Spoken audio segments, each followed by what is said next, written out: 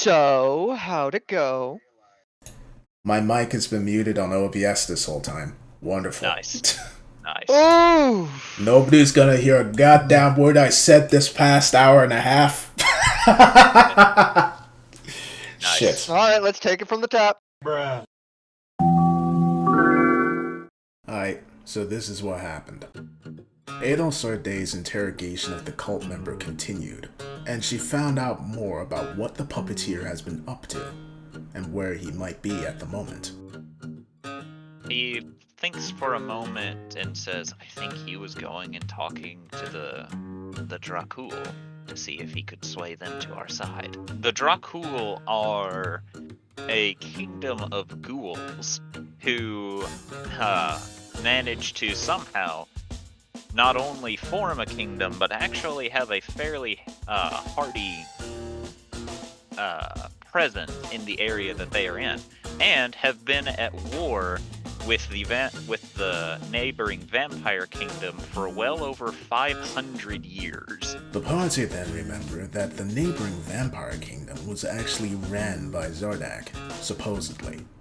They believed maybe they could ask for Zardak's help in this situation. But, well... But Gloom Hollow and George, you know it's less that he controls them, and more they answer to him in a certain way. He doesn't control them, but they do have some sort of fealty, some sort of agreement, I suppose. It's less he rules them and more you all had better behave, or you'll have to answer to me. Yeah, exactly. More of a you're fine. Just whenever I tell you to do something, do it or else. As the interrogation continued, Adol Sarday discovered that, apparently, the cult didn't have 2 leaders, but 3. The puppeteer, the rifter, and... His name is Styx. Glowing black cloaks, golden hue, semi-eccentric, energetic. Sounds oddly familiar. And there was a reason for this familiarity. The party met him before. He almost killed Adol Sarday in a mock battle. Moving on from this portion of the interrogation, Adol Sarday's questions turned to the tree and what the cult wanted to do with it. Power? Now, the entities we serve feed off of energy. We assume that this would feed them greatly. Perhaps that is one of the cult's many goals, is to let their deity feed off the tree and gain enough power to do something. Thankfully, it seemed the cult could not reach the tree due to its defense mechanics, the same ones which pushed the party away when they tried to go there before. With all their questions asked, they turned their attention to trying to find Jubilee. Like some sort of spell you can use to locate a person or something. Right. So as you cast Scry, your mind becomes fuzzy and befuddled. And as this occurs, you remember that you only know of this occurring when you try to scry particularly one person in your life.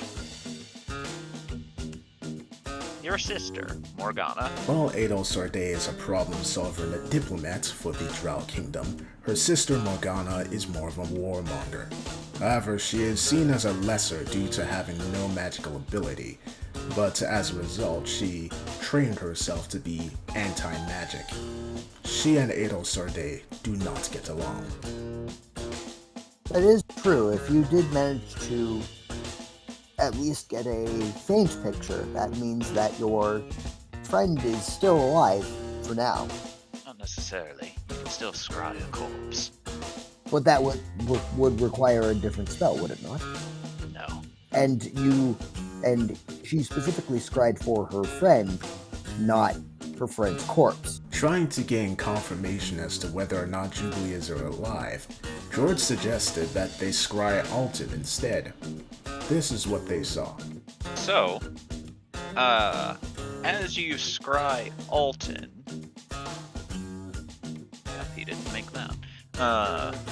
your sensory orb appears, and you actually see Alton overlooking what appears to be a fight going on in the distance. You can tell that it's some of the Drow soldiers under his command, as well as heavily armored individuals that you can't really seem to make out. And the heavily armored people were using a lot of fire. In other words, now Alton was warring with the Drow Templars, which the party could do nothing about for the time being. Also, Tauntaun arrived. And as this happens, you all look to Tauntaun, who has promptly ripped the robe off of the cult leader.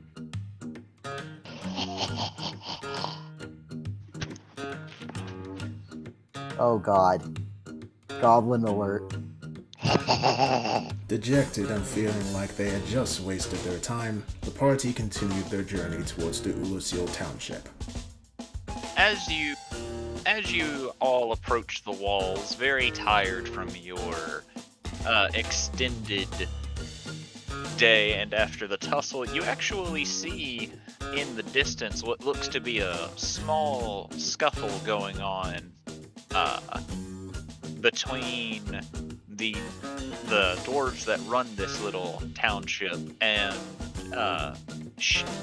shadowy creatures, but the dwarves seem to be handling themselves very well, while Gretchen Strongarm seems to be fighting unarmed with only a pair of brass knuckles equipped as she punches one of the shadowy creatures in the gut, causing it to lean over before just decking it, causing its head to break off before it puffs into a wisp of smoke. As you walk over, they cleaned up the area. The other two seem to go scouting ahead, as Gretchen will be polishing the brass knuckles a bit as she looks up and notices you, and you hear her audibly sniff and say, "I've been dealing with, I assume, your kind recently." Seeing that they have been dealing with the Drow, Adol Sarday explained the Drow's usual battle tactics, and tries to persuade Gretchen to hand over the Ulusil Wall township to her, in name only. "I'll tell you what. I'll think on it, but I won't give my answer anytime soon. Now, if you need me," she says, removing the brass knuckles, "I'm going to go to my office, finish some paperwork, and have a drink." And she begins walking off. When she passes by within eye shot, Thorgrim's just gonna wave. Just like, hey! She gives you a single hand wave as she's passing along. Alright. That's all I ask. It's just sort of a, what's up? What's up? Saw. Sa. Sa, brah. And now you're all caught up on what we did while my microphone was fucking muted. I fucking swear to God I've been doing YouTube for 3 goddamn years, and somehow I keep fucking forgetting to unmute my microphone. I'm such a goddamn amateur. Alright, well, Ail's gonna... Gross. Ail's gonna Sorry. walk back over. Well, that didn't go terribly. That's pretty much all you can expect with dwarven diplomacy. Agreed. At least I did not anger her. Or, if I did, she didn't decide to take it out on me. I'm not in the mood to receive thoughts and prayers right now. That's a bonus. Yeah, no, I wouldn't do that either. I don't believe he understands the joke because he doesn't realize that's the name of her weapons. I assumed there was something to do with, Gretchen beating you up, but She has brass knuckles, names thoughts and prayers. Oh, that's Aw, cool. that's sweet. That's actually really cool. I like that. I should get, something on my hammer that says, something cool like that. I'm gonna workshop it. Beastie pulls out her sword. This name's Skra. Why? Because when I kill a person who had it, he yelled, "Scrah!" I think I might name my gun Fafo. Yeah, all I have is this cool dagger that can cut whatever the fuck I want it to cut. Technically, it also has a name. Is it Patterson? It's like the dagger itself, Patterson? No, the dagger is called Void's Edge.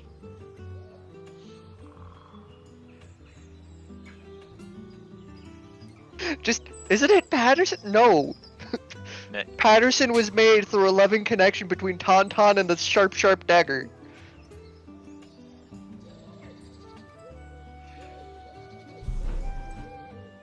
What does FAFO stand for? Fuck around, find out. Oh, Dope. It stands for fuck everything over there. Well, wait a minute. No. It's fuck everything over there. well. Dale's gonna brush herself off and start heading into town. Hubert will follow behind you before whispering, I have a dagger named Stabitha. Ale visibly pauses and looks to Hubert. What? Hubert will then Hubert is taking no questions. Hubert will then flick his hand, showing you a dagger in his sleeve before pushing it back up. Stabitha. Yes. Stabitha. I see. Would you like to meet her sister? What, is it Slashatha or something? Slashly. Ale just shakes her head. I am in disbelief. Who knew Hubert loved puns? I don't know why this just reminded me of something, but Mark's gonna look around. Is this bird anywhere? Roll perception.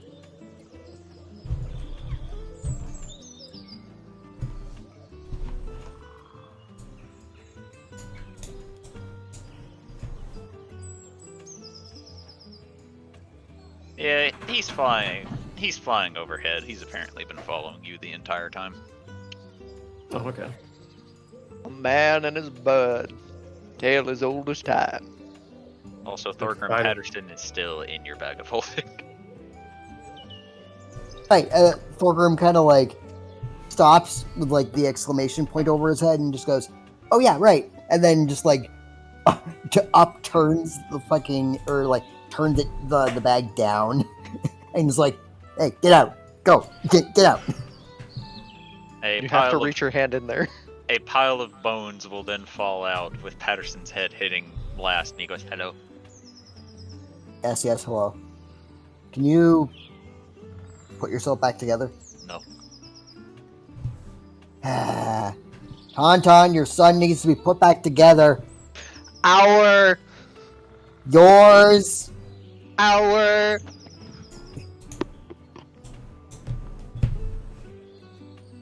Call this shit Russia. It's ours. Fucking put your son back together. He knows how to put himself back together. He does it all the time. I Oh. just asked him. Maybe he just wants to spend time with you. Well, what am I supposed to do? Put them together. No. It's fun. It's like a jigsaw puzzle.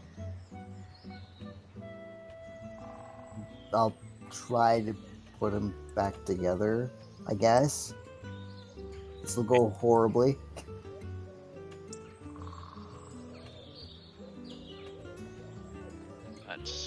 I mean, it doesn't take you too terribly much time to do it. Oh, no rolls involved? No. Okay. It's not that hard to put a skeleton together. I mean, You just gotta remember the song. Thorgrim kind of, his memory has not really been his strong suit. I mean, you know what a leg bone looks like, right? Kinda.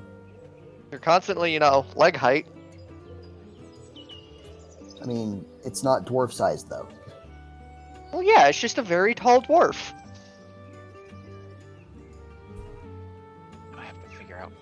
I think it was this one. It's like someone put a dwarf inside of a taffy puller and then just, flayed it. I don't want to think about that, please.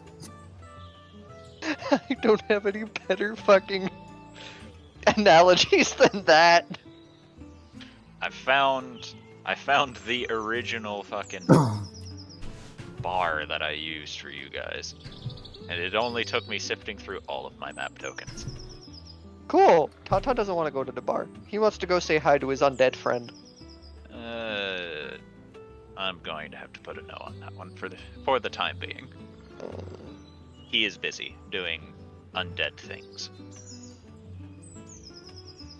Can I watch the undead things?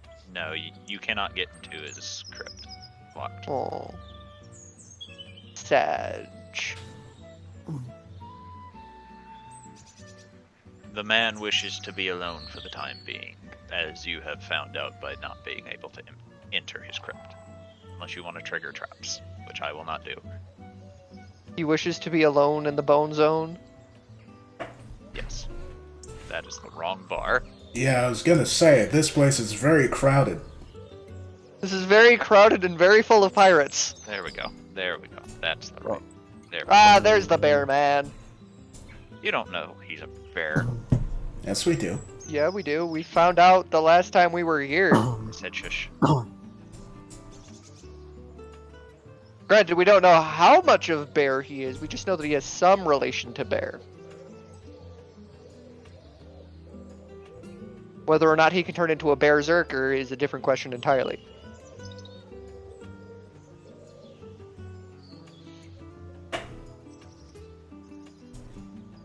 Didn't we take more people with us?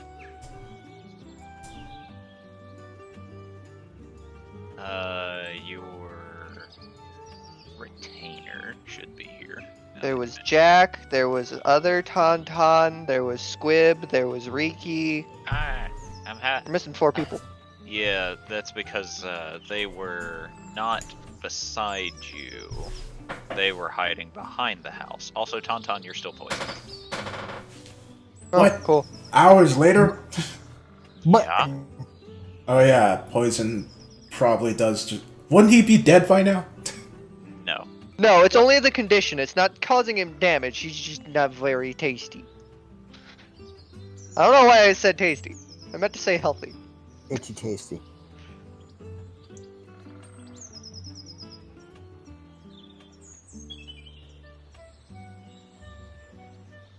But yeah.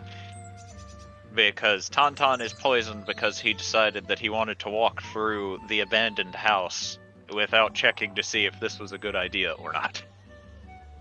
Anything's a good idea so long as you survive.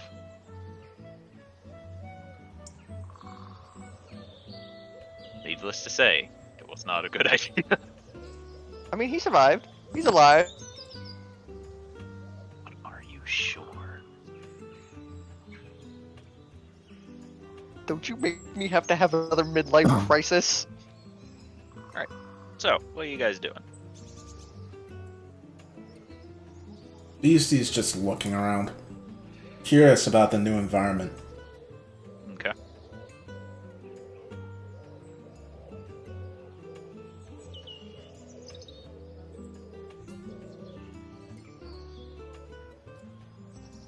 And everyone else? Alvy's gonna sit down and continue working on shtick. Actually, before she continues working on shtick, gonna check in Thorgrim's bag of holding, and pull out her focus and see if there's been any change. It feels a little bit warmer, but it hasn't had any other changes yet. Okay, back in the bag it goes. Gonna wait a little longer and then go and work on stick. So, you don't have that on you, correct? What?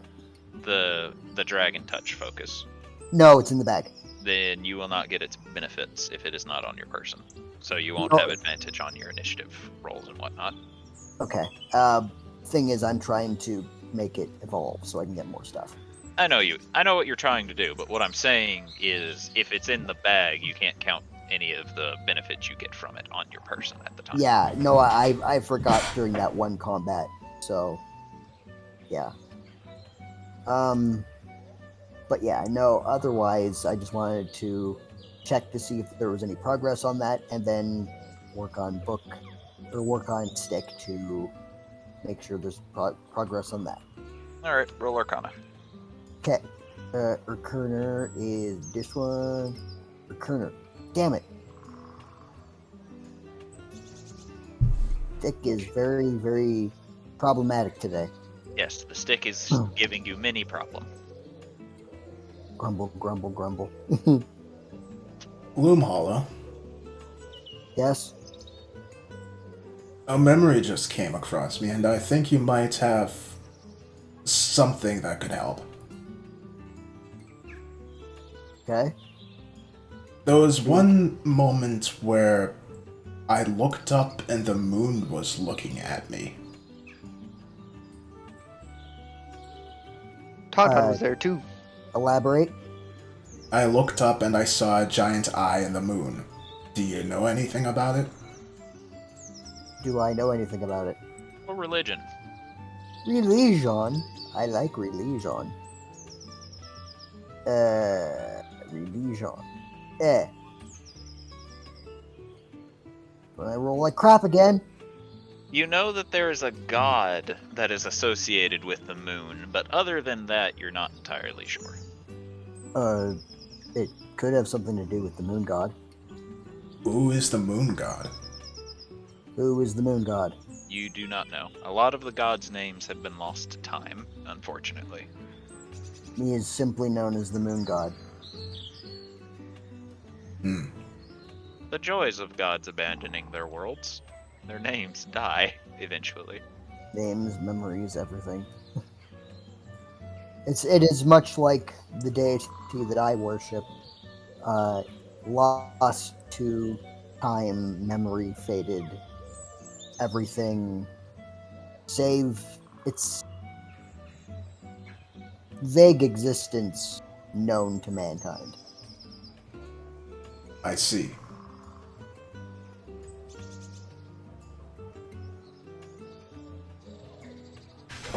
It is perhaps up to us to continue to worship them so that they may find reason to return and allow us to know them again.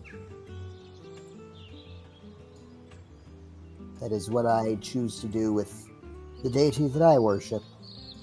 I've even given it a name. What is their name? I simply refer to it as power. I see.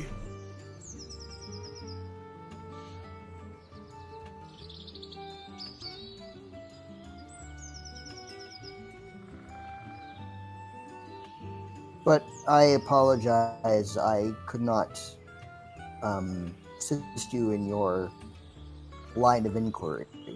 I fear that I had reached a dead end. It's fine. I doubt anyone would have answers about the moon looking at them. So, something is better than nothing. Perhaps this drifted god has taken interest in you? It took interest in all of us since it was staring at us. How fascinating. And yet you and seemingly Tauntaun are the only ones who noticed?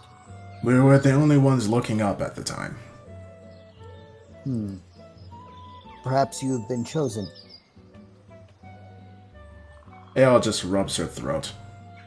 The last experience I had with a god in this realm was stressful. Gods are stressful. Deities are, in general, are stressful. Religion is stressful, but that's what makes it worthwhile. I see.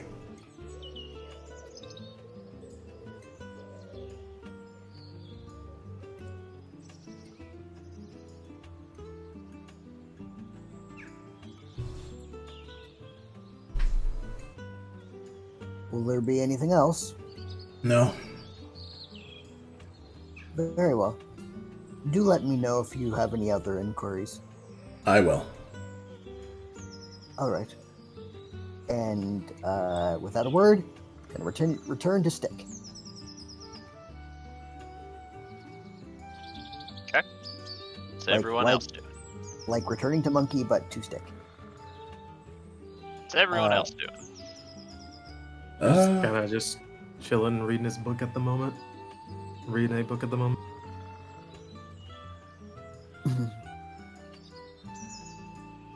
It's kind of just looking around since his first time being in this town.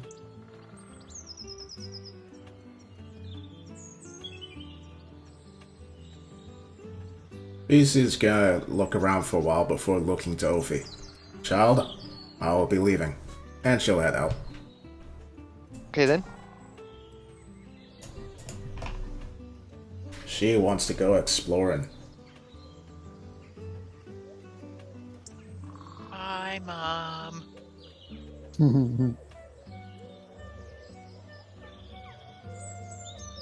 Thorgrim's gonna kick his feet up and order a drink. Okay.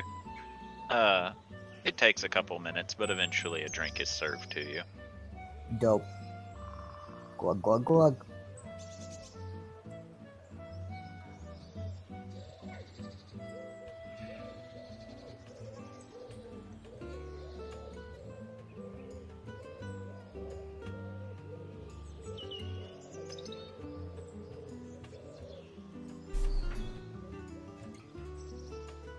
So Adel, what's the plan? Right now, the plan is to get some rest and then try and find Jubilee. Got it. We have very, very little to go on. Yeah, no shit. And suddenly the voice from above says you will not find Jubilee until chaos is here. Yes, I am aware, which is why we have nothing to go on. Good. It will be a fruitless search, but that is the point of the experience. You have not progressed far enough in the story to access that mission yet. You must reach social link rank 9.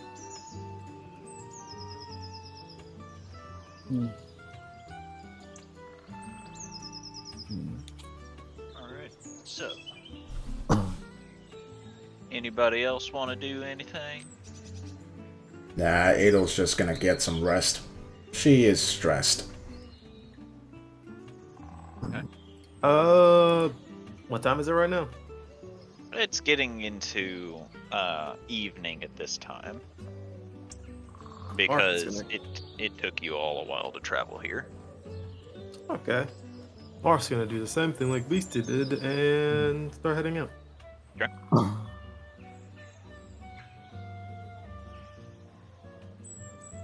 And let's also go exploring around the city, Alright. around the town. Okay.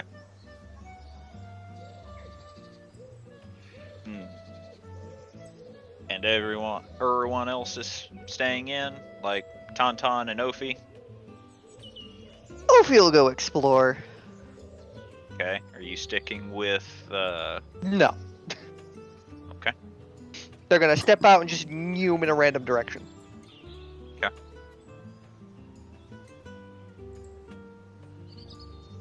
And Tauntaun. Tauntaun is gonna stay in, yeah. In fact, because he's never done anything much with Gloom Hollow apart from learn magic, he would like to offer his help with death. Okay. Gloom Hollow, you get a second attempt at your Arcana. Gloomhollow will utter a surprised and genuinely grateful, "Oh, thank you." And we'll roll another Arcana, which is better. Yay! Okay. Is it- So, Is it that surprising for Tauntaun to want to help another wizard? considering everything that Tauntaun has done up until this point, yes. Yeah, it's very Just a bit. surprising. He's been helpful before! He's also been a problem child. You can be both! All right, so Just means he wants something. thanks to Tauntaun, you are making good progress. You still don't know when you're going to finish, but you do know that you are on the right track. Ah. Wizards gotta stick together, mate. Elvie will look over her magical soon-to-be staff and just issue a silent nod of appreciation.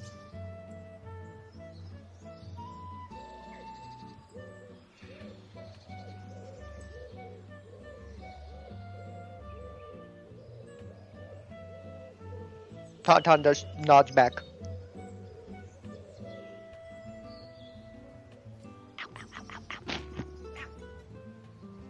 All right there, bud? Just hair and head work. Eh. Yeah. Yeah, it I work sucks. around chemicals all day, and Ow. college students are disgusting. Yeah. Especially considering the university I work at is a $50K semester, Ew. meaning you're either there on a scholarship or you're there on mommy and daddy's money. You look in a parking lot, you know what your ratio is gonna be. Mm-hmm. Because if it's a nice brand new muscle car or really good lifted truck, that's mommy and daddy's money. Now, if it's one of them, trustworthy little beat-em-up cars that you just got from a junkyard and fixed up, it's their money. They're here to actually learn and are probably going to be a little bit nice.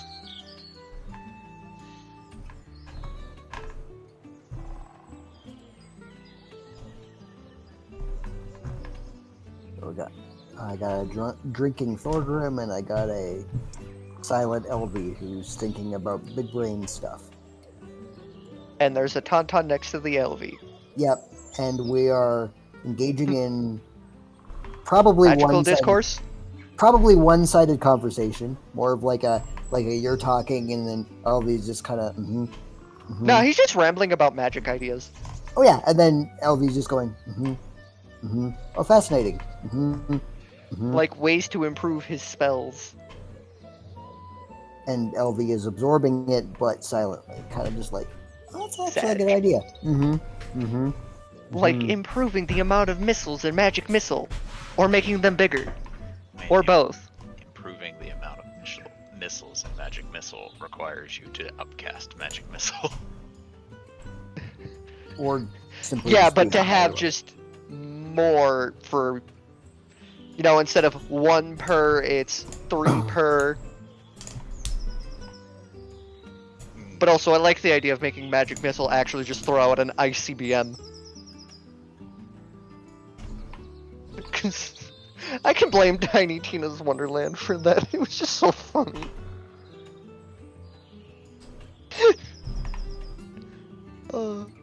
I can never not think that scene.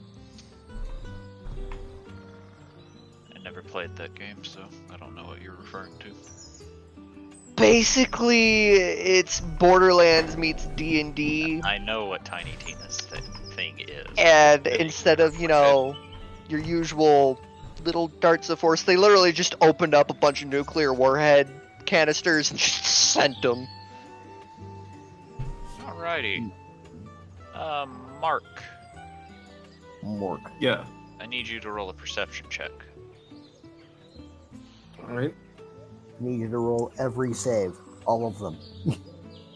Every save all at once, because fuck you. Yeah. DC, fuck you. As you are meandering through town, you pass by the opening of the city, and in the forest line, a ways off the city, which would be off the map compared to where you are, you think you see something for a brief moment, but you lose sight of it almost immediately. What the? Oh god. Oh, why did you do that? Why did I do what? Did you get any inkling of what it was or no? Nope. All I did was tell you that you saw something. And technically it's because you passed your perception check, so it's not even my fault. God damn. Mark is going to... is this bird nearby? Do it. Is this bird nearby? It's, roll another perception.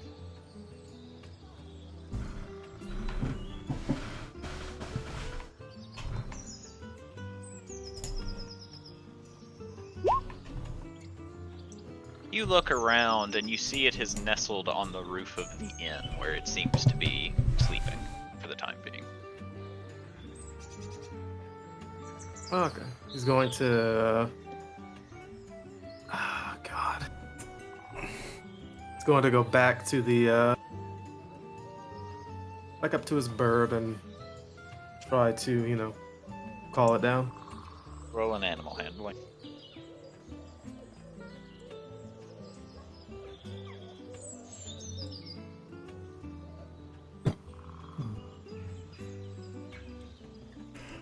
You call up to it and you watch it for a minute, and almost comically it just shuffles its head and then puts it under its wing. God damn it.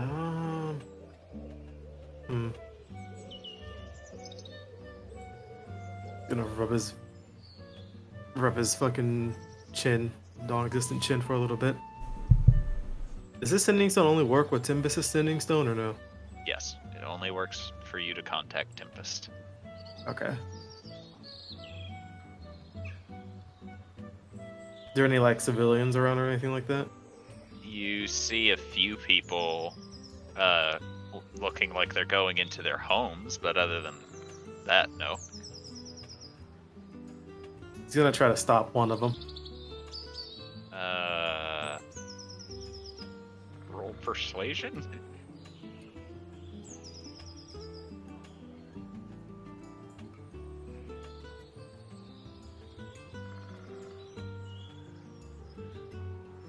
Wow. Nope, they you try to wave one of them down, they just wave back at you, seeming to be polite, but go about their business. They don't seem to realize that you were trying to get their attention. Okay. He's going to... okay. He's going to attempt to write down a note saying that he's gone into the forest and he'll be safe. Put it with... No, keep going. He's then going to attempt to put it with the bird. The bird And is on the kinda- roof, so in order to get to the roof, you'll have to roll an athletics. Athletics or acrobatics? Athletics to climb.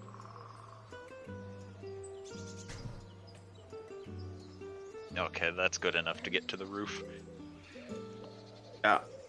Then put it in there and just gonna kind of just say... I don't know how long this bird's gonna fucking sleep. God damn it.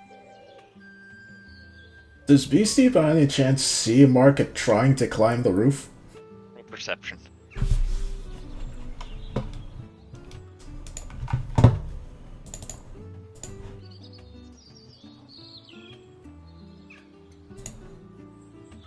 I guess No. not. No, you Alright. do not. He's going to put the note at the bird's nest and kind of just give it an order that when it wakes up to deliver the note to Edo Sarde, the lady in the... I don't remember what dress she's wearing. Okay.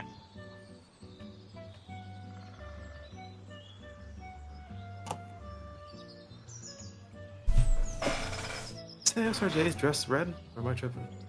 It's red and black. Oh, yeah. He has to deliver the note to the lady in the red and black dress at the Okay. inn. Okay. You have spoken to the bird. Yep, and he's gonna climb down off the roof. And does he see any of his other allies around or no? Perception.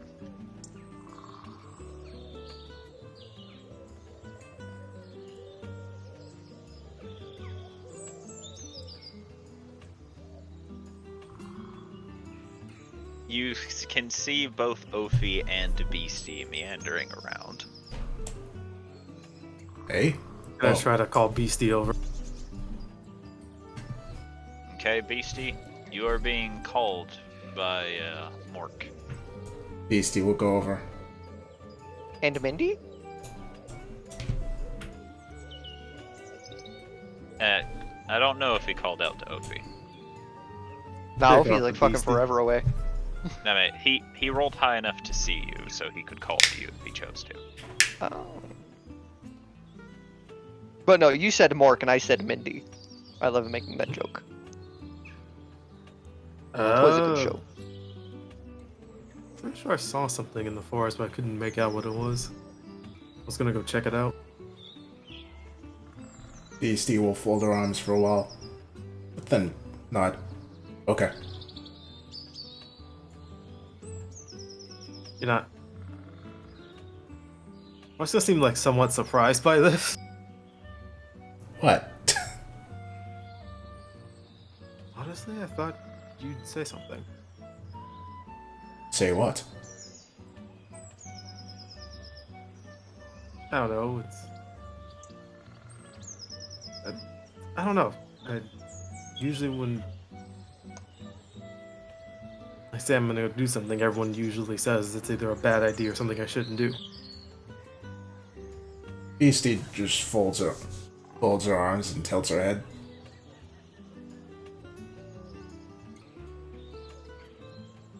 Me no know if good or bad.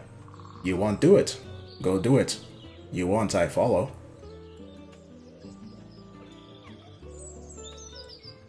I mean, Also, normally you tell what the idea is before you say what you're going to do, which you did not in this instance. well, I mean, I was pretty much just gonna go try to figure out what it was that was in the forest, and then come back. So, if you want to come with, you can.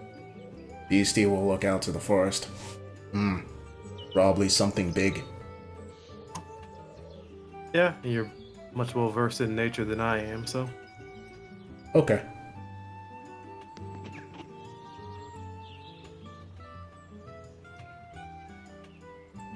And he'll kind of start heading off, and I don't know if he doesn't know Beastie will follow or not. Beastie is following.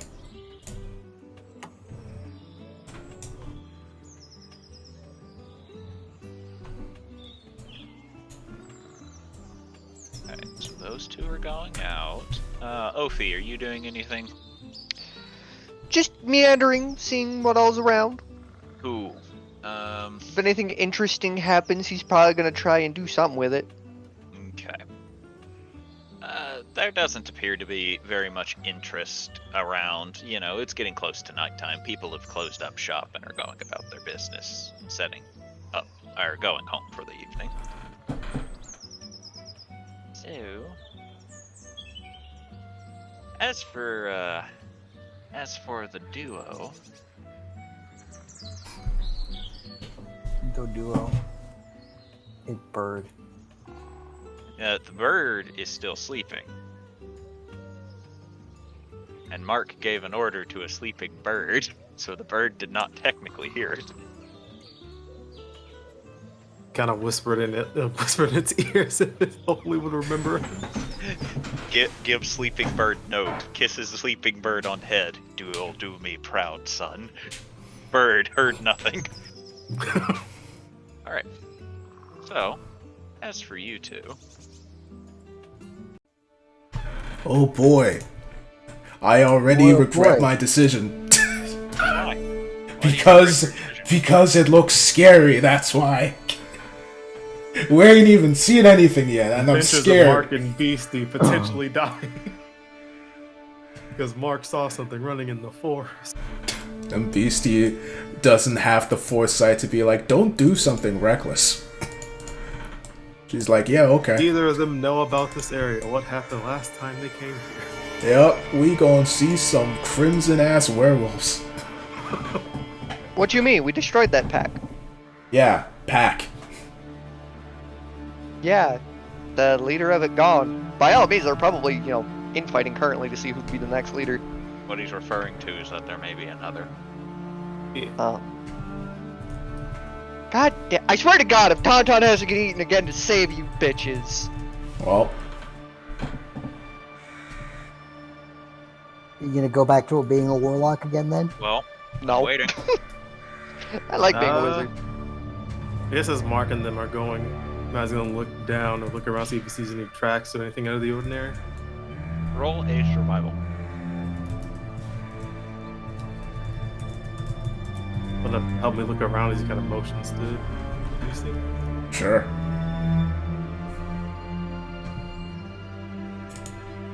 Well, Nice. You do, in fact, see tracks. Very large tracks. Tracks the size of your body. Oh. Just kind of look down and just. Those are really big tracks. They are also very strangely flat. They do not appear to have any toes. she's gonna kneel down near this. She looks to Mark. Elephant. Don't elephants have toes? No. Have you seen an elephant this big? No. With these big of a footprint? She shakes her head again. No. Technically speaking, an elephant would be the size of this footprint. It's made by the same size creature. Oh fuck! It is an elephant! So I'm guessing Mark would be able to tell that if he were to grow an extra size, like his runes might, he'd be the same size or larger. Same size. Well, I think it'd be about as big as when I grow in size, so. Hard to tell if it's an animal or not, though, since it doesn't seem to have any toes or specific features. He's just gonna stand and see where the footprints lead off to.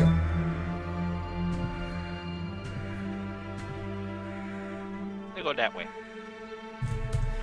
Oh. She is going to stealthily attempt to follow him. Roll stealth. Yeah, and so is Mark. You also roll stealth then. Oh god, without his fucking rogue core, this is gonna be interesting. You're technically in heavy. You're technically in heavy armor too, aren't you? I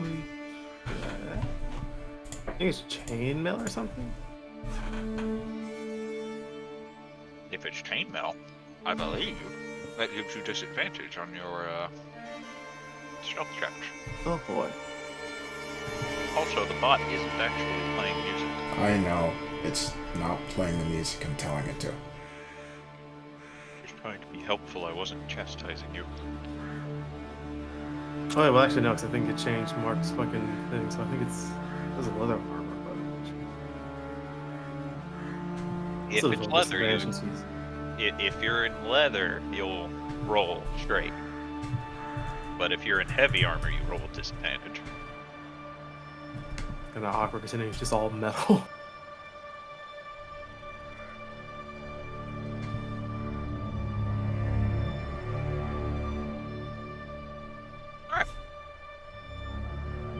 So, you two may proceed forward.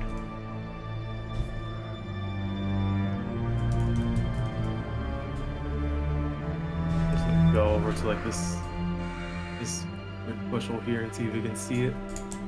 Roll perception.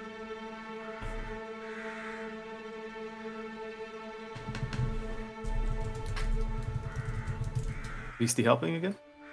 Yeah. Holy Damn. shit. You do, in fact, see something. You see a very large, hulking something or another in this tree cluster. Can't tell what it is. No, it is shrouded by the trees, unfortunately.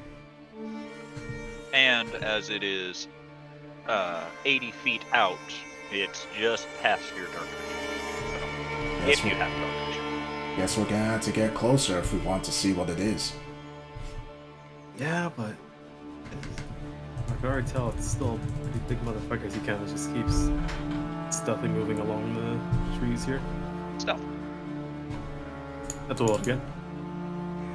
You're moving again, aren't you? Well, shit. Well, shit. I was waiting for that. Roll stealth, Mark. Oh, I gotta get the right sheet. One's 12.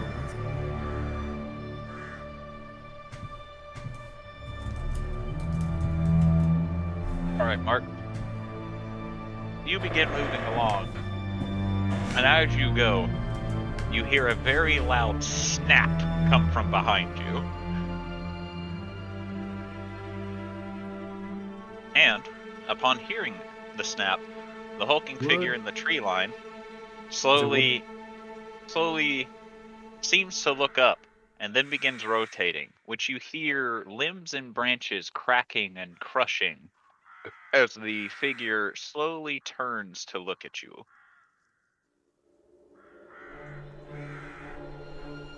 I was like, what Mark if I had enough time to jump into the tree just to get out of sight? No.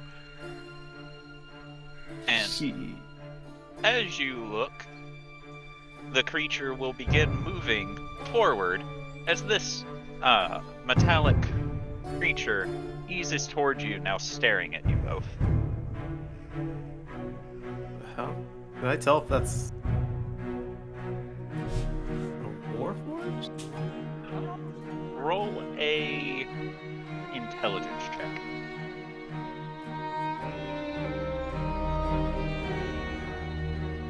Very important question.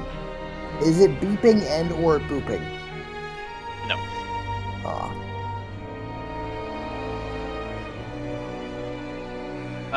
You don't think this is a warforged. You're fairly certain it's a golem of some sort. It's a what of some sort? Golem. Golem. Oh, it's a golem. Beastie scratches her chin. Weird elephant. No, it's like me, but less. With less. I want to say personality, but I don't really know. There's different types of golems that are made. She looks to Mark. You elephant? No, I'm a warforged. Oh. But golems are different than warforges, and I can't tell. It's been. I'm gonna look over to it and just say, friend or foe? In the comment. It will stare at you for a long time, and you see a red light emanate towards you both, as the red light will start at your feet, slowly work up the both of your bodies, and then back down again, and it goes, scan successful. 2 of potential targets. Object identified. Retrieval imminent. Oh no.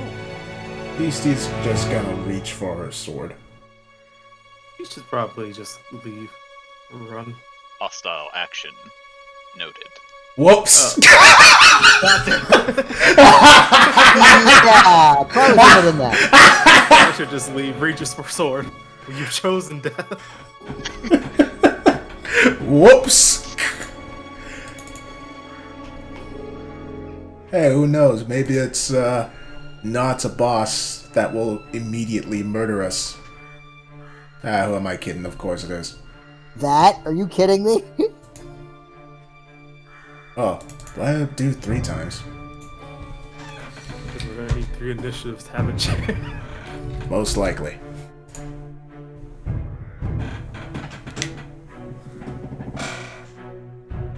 Oh, Mark. I thought I rolled it. I guess I did. There it goes. Alright. Oh, Beastie. Alright. First turn. So, first thing Beastie's gotta do is rage. So, let's see.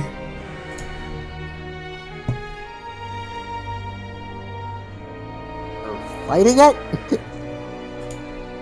Mark said we should probably just leave, but if he's just going in, then 4. Let's see. So that is... Till your rage ends, the weapon's damage type changes to force. It gains light throwing properties with a normal range of 20 feet and a long range of 60 feet. Perfect. Lee useless. Beastie is going to see this. She's going to rage.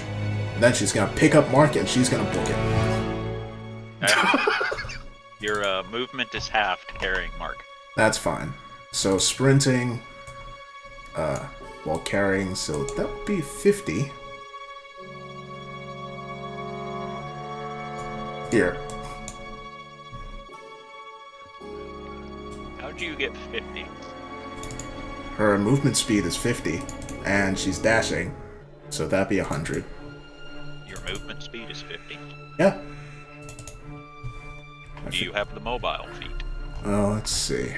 Charger, yes. Yeah. That's why it's That's all I 50. needed. Okay. Because I know barbarians get a plus 10, but... Alright, Mark. Run, Metal Man! alright. So I guess Mark will get on his feet and will then proceed to pick up Beastie and do the same thing. Hey! Hot potato, hot potato. And shit tab, so he uses action. He uses 40. Hey, that's just enough. Mark speed isn't 40. Mark speed is 30. Oh That's shit. 40 if he's attuned to the rapier. Hey, that's... Right. That's Oh. right, the rapier. Good on you for remembering. Run! Yeah. Yeah, so I guess action dash is 40 feet out.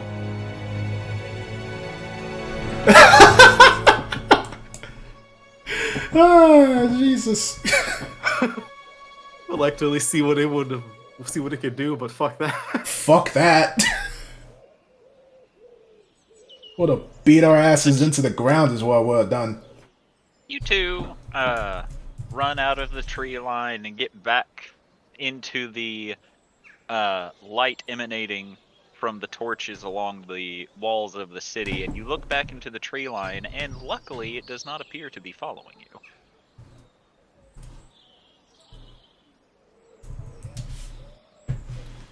Oh, that was interesting. Beastie is panting a little. Like bent over as her tattoos start to fade from their glowing color. And she eventually stands and sheaths her sword. Scary elephant. Golem. That elephant was a golem? Yeah, no, it wasn't. It's just a golem. She nods to this. Okay. Thank God Mark didn't go there by himself. I think it would have been peaceful if you went by itself. It only went hostile because Beastie reached for a weapon. Funnily enough, no. No? No. You guys didn't listen to everything it said, did you? It said recall imminent. No, it said, what's it called? Fucking capture imminent or something like that. Retrieval. Yeah, retrieval. Yeah, retrieval of what, though? It scanned both of you, said object detected, and retrieval imminent. Which means it was preparing to attack you both. Yeah, but what object did it scan? You don't know. I mean, he said object, right? He did. Honestly, it probably scanned Mark.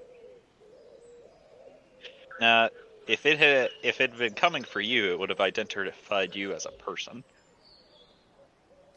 Beastie's gonna look Mark over. What you have. I have my cores, the battery, The rapier. Not much else.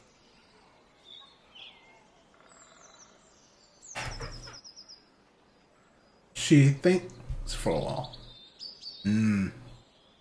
Reminds me of Brown Metal Man.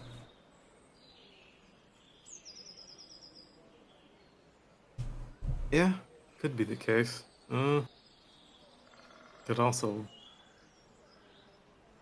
been my brother trying to get his old core back, but I don't see why he'd want that. So I don't even know if that thing is one of his creations.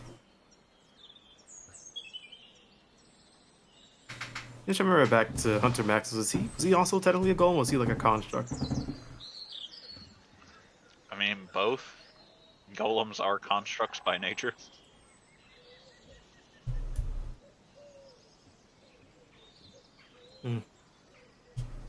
Kind of think for a second, and they'll just kind of keep walking back to the village. Metal Man Or chasing you.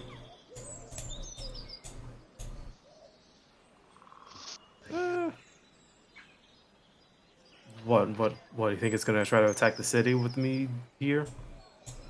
Beastie shrugs and then gestures around. Big walls. Have to break to get to you. You'll be fine. Beastie, Mark, both of you need to roll wisdom saving throws. Oh no. Oh fuck! Oh fuck! Oh god, it came after us.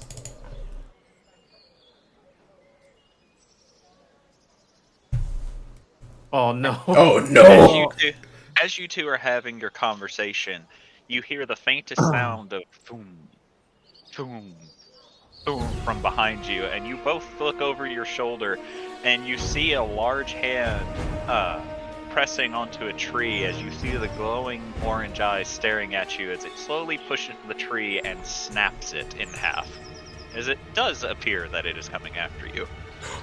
Oh, I see. Is going to Also, both of you are now afraid of it. No shit. Oh. You are actually under the frightened condition. So we have to run from it. You don't have to, you just can't approach it. Well, that's fine. Because I ain't approaching that shit alone. Mark is going to whip out his gun, dagger, and rapier, and as he's for the first time in his life shaking from a frightened effect, he's going to tell Beastie to go get everyone else. Beastie just glances back to Mark. You have weird bang thing, no? Yes. Shoots, and she points. Oh, let's see. So she saw the weapons, which were. What's it called? Wait, no. Some of the weapons were gone, but she saw the wall. People are on the wall, right? No? Holy fuck, how bad is that thing? It's talking about Mark's weapon, right? That he has? Yeah. Ah, of course! She's going to point at this fountain. Shoot. You want to shoot the fountain? She nods. Why? As he's kind of pointing the gun at the fucking enemy. She looks at a gun and shakes her head. No. Dagger. Big, loud. What? That could also hurt people in the village. It has random effects. You don't know what can happen. Then people know and will think it's Big Robot. It also could screw over Eidos Arde. Princess will be fine. Just go get them. I will be fine. She glances to Mark. If you die, Metal Man, I kill you. And then she'll start running. And as he sees the thing coming, Mark is going to attempt to fire at the thing with the gun dagger.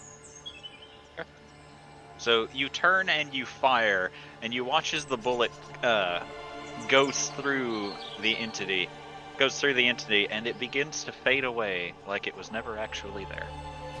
What? Wait, what? And then a second later, you feel someone hit you over the back of the head and go, "The hell are you shooting a gun for? Do you realize what time of night it is?" What? Huh? Huh?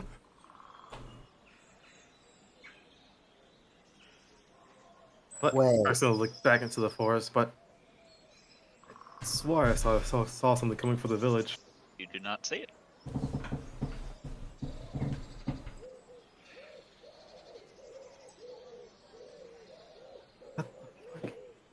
It's an illusion!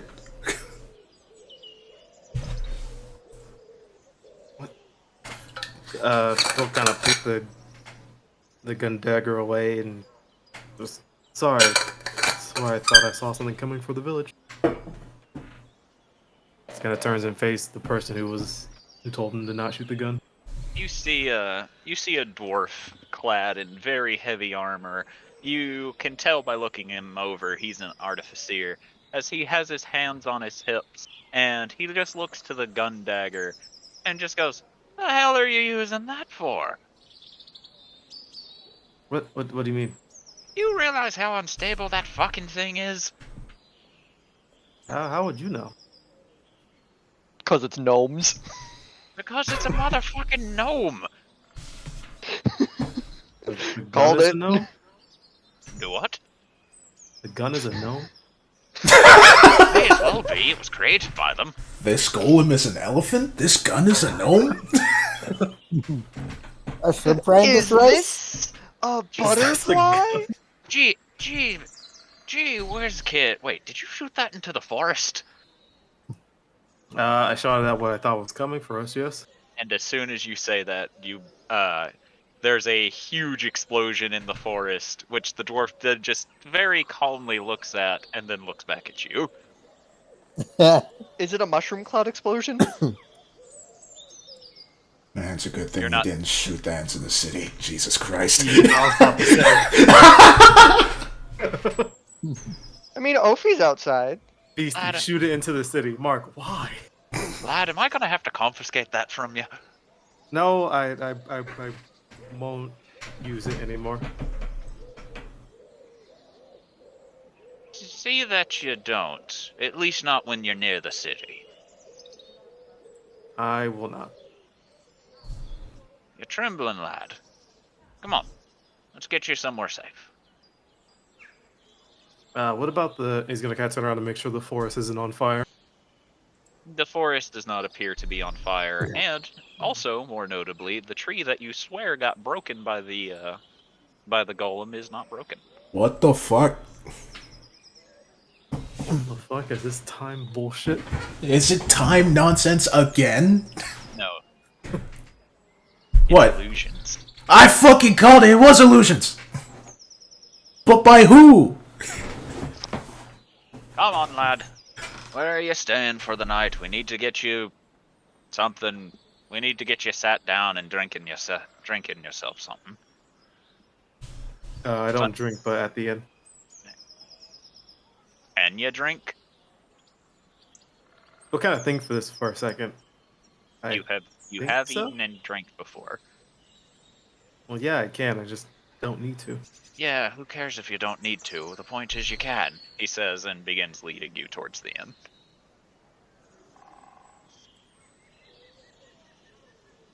Also, Beastie, for the time being, you cannot leave the inn because that would technically be getting you closer to the thing that you are afraid of. Not that it matters, because after a few moments, Sophie, you're not here, Mark will be led in by the dwarf. Yeah, but this was like a few seconds after Beastie rushed in, no? Fine, I'll give you your moment.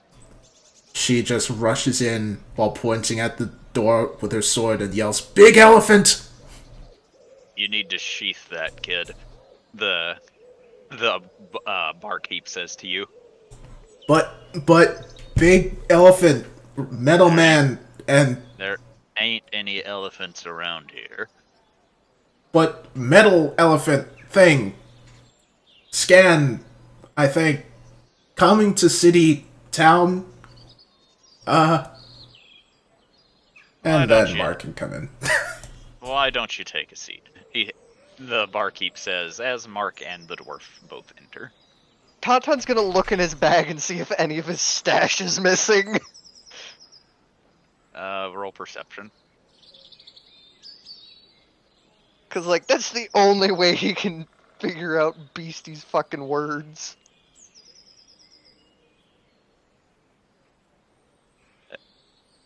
You never had a stash with a perception that low. It's only a 7.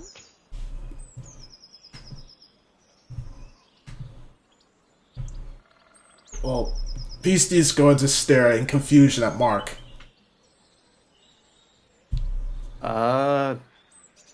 It wasn't there. What? I shot at it, and it just disappeared. She's going to slowly sheath her sword.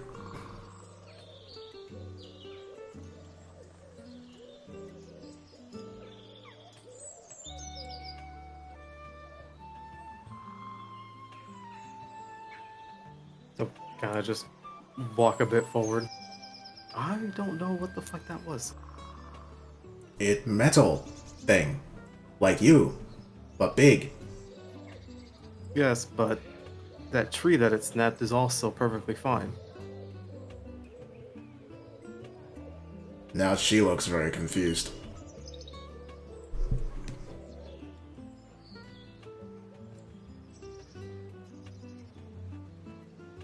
And they'll just look back to the dwarf and just say, "Oh, thank you, by the way." He says, and you see he has a thermos of some sort that he's adding various things into before he puts a top on it and begins shaking it very vigorously. What's that supposed to be? It's going to be your drink for the night. Okay. And after a few seconds of shaking, he pops the lid off of the thermos and hands it to you. I want to roll insights on that real quick. Okay. Oh, it's all good. Oh boy. Well, it seems fine to me. Oh god, I just had a thought. You said like an artificer too. Oh no. Alright, well Mark's is gonna take the drink and he's just gonna drink it. Okay. As soon as you begin drinking it, you feel a calm wash over you as you are no longer frightened and you become more relaxed as you're finally able to think without fear. Feel better? Actually yes. Good.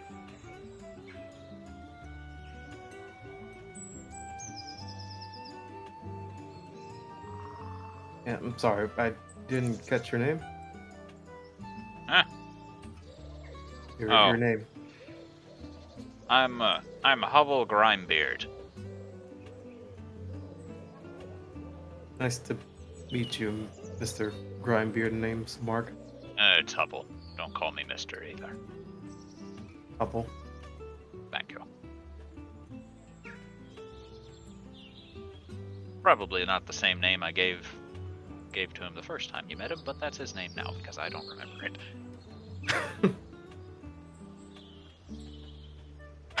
Okay. I think I'll be okay now. Good. Both of you just relax, he says, and heads on his way.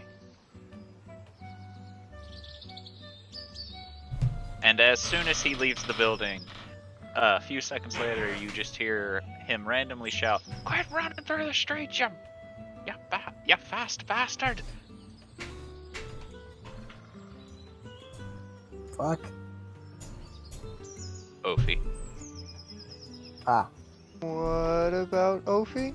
you're running around and he just shouted at you to stop doing that. Who shouted at me to stop running around? The dwarf that just left the inn. Boy, oh boy, I sure wish I wasn't so scared I couldn't leave the inn.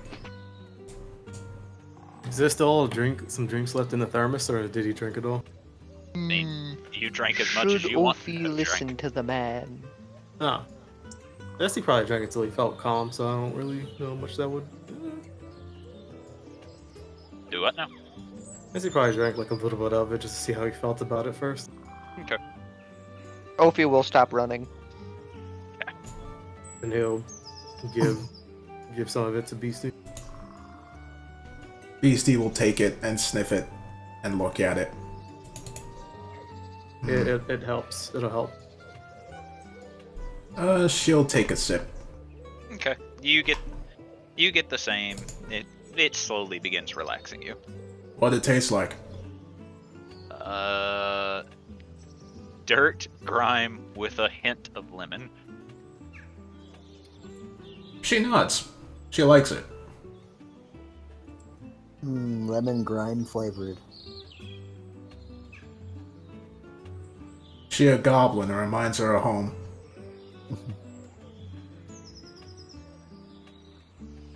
Right. Sprite! It's just Sprite! Man!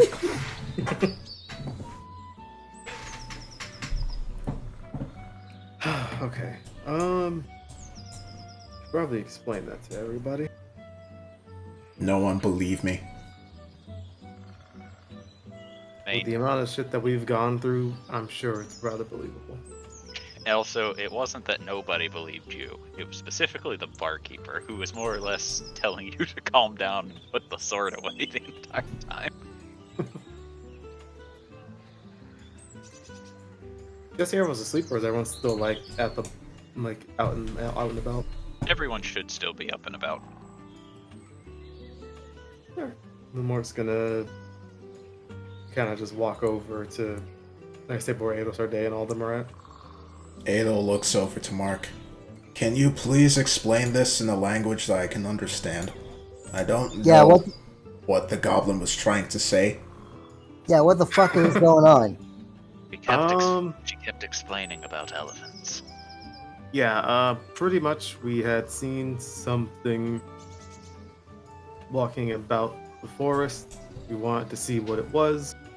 So we went to go check it out. When we got there, we tried to just see what it was without really causing any attention. Fortunately, it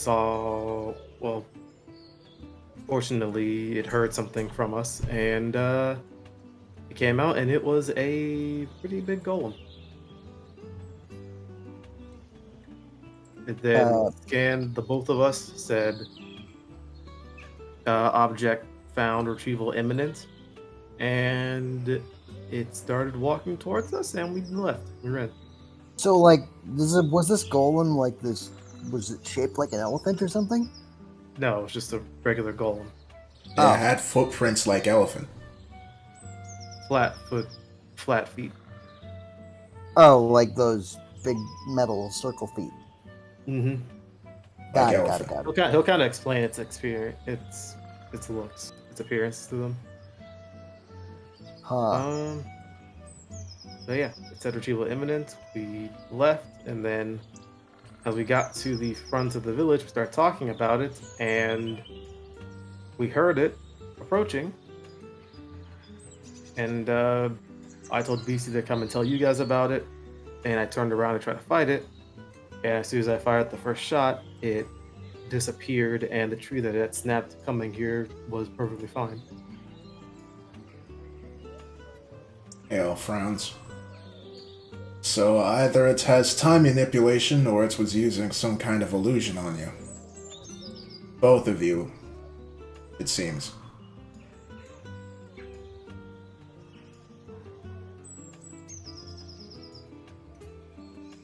Yeah, but you can still tell that it is real, because if it wasn't real, it wouldn't have left a footprint. Are you sure it did? We saw the footprint before we even saw it, so. Are you sure it did? Hold on, I need to go to the forest and check. Would you rather me go back and check to make sure the footprint is still there? I'm not sure. If we go and check for footprints, do you think it will still be there? It was walking around, so I assume it wouldn't. Or Well, else it could be the case of if it scanned me, it might have me as its target or something like that, or me and BC as its target. well, it didn't say it was targeting you. It was targeting something you had. Any like Yeah. record or something of a golem that could use like illusion shit?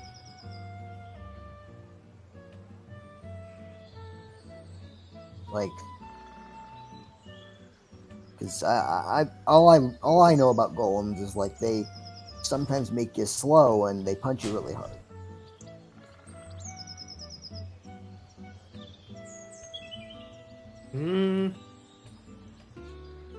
Is George kind of hearing this? Can George try to roll something to see if he's heard of any golems like that?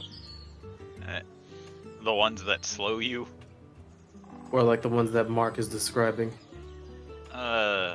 George would have to roll with disadvantage. He's not a golem maker after all. And what he rolled in? History.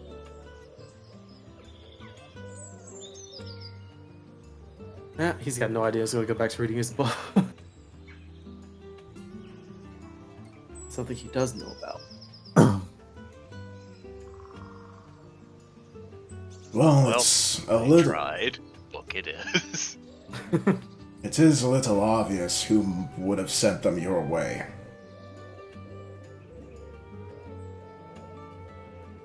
It is? Yes, it's Mark. Or Supreme. Yeah. Big bro, got it.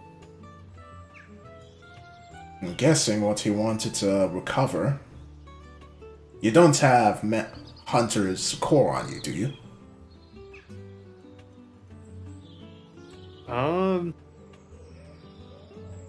I think I do actually. Yeah, you said you picked it up, and you never said you gave it to anybody, so you do. Yeah.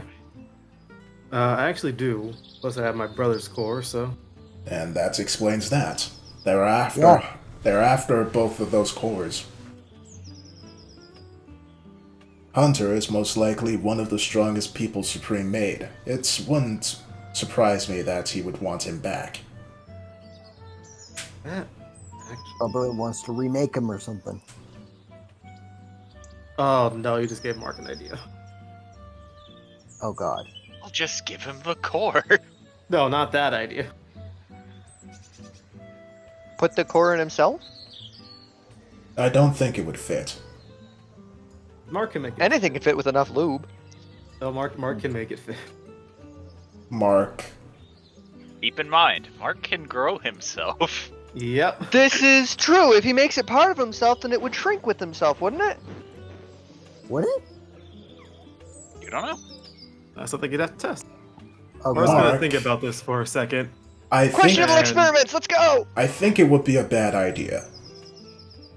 I Mark think didn't it's say a what he good was idea. what he was thinking about. Yeah. Yeah, Oh. Mark did not say Oh, what he's well, thinking. never so you mind. don't know. Ale doesn't know. You can roll an insight though to see if you can see that Mark is coming up with an idea or not. No, he cannot. I That can't? is up, Okay. that is up to the DM. Oh, Can well, I? Mark is thinking about something. But you can if you want to. Sure, let's see. You have to roll anything against that or no? I mean, if you're trying to hide it, you need to roll the deception. Fuck it, Mark has an idea and it's gonna be either terrible or great.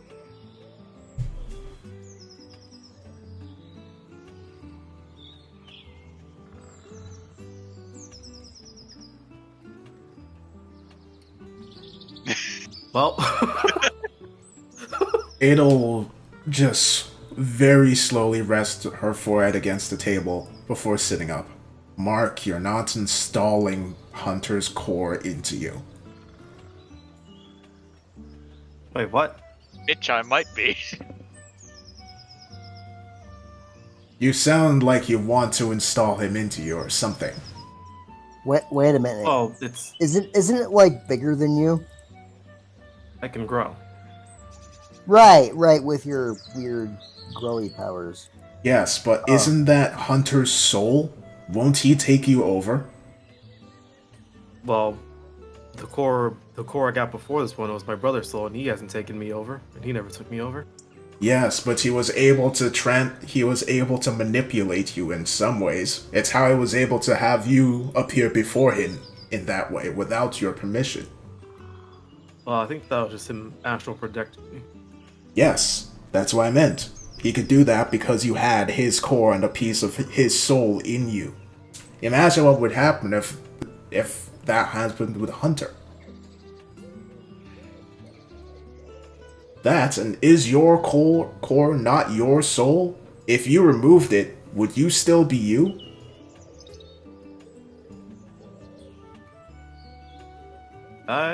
Well, pretty sure I would be, since I'm able to exist without my core and still be me. But for how long? However long my circuits stay overclocked. I mean, nothing really changed when I got MRK1's soul. I think this is a very, very risky experiment. Why not just... Unfortunately, I do not believe we know any of these hypotheses unless we test them. That is the basis of experimentation.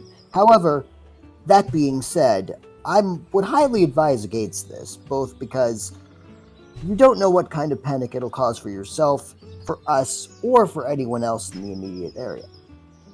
Beastie will just step forward.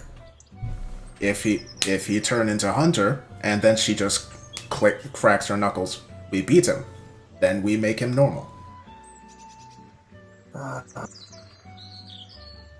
If anything does happen and we do this, I could also keep my core pretty much exposed the entire time so that if anything were to happen, it could easily just be taken out. She nods. Plus, Hunter Max, big, round, metal, tough man. And she points to Mark. Mark, small, metal man. Yeah, I doubt I'd transform. However, let me posit you this. If the soul has a mind of its own and does take you over again, would it simply not make its first act closing the way to the core? Well, there's still the thing about if he actually can take me over. Of course, I'm just stating a hypothetical. Beastie will extend the chain on her sword. Tie you up. How long is the chain? 60 feet. I do not believe it would help if he grew larger. Well,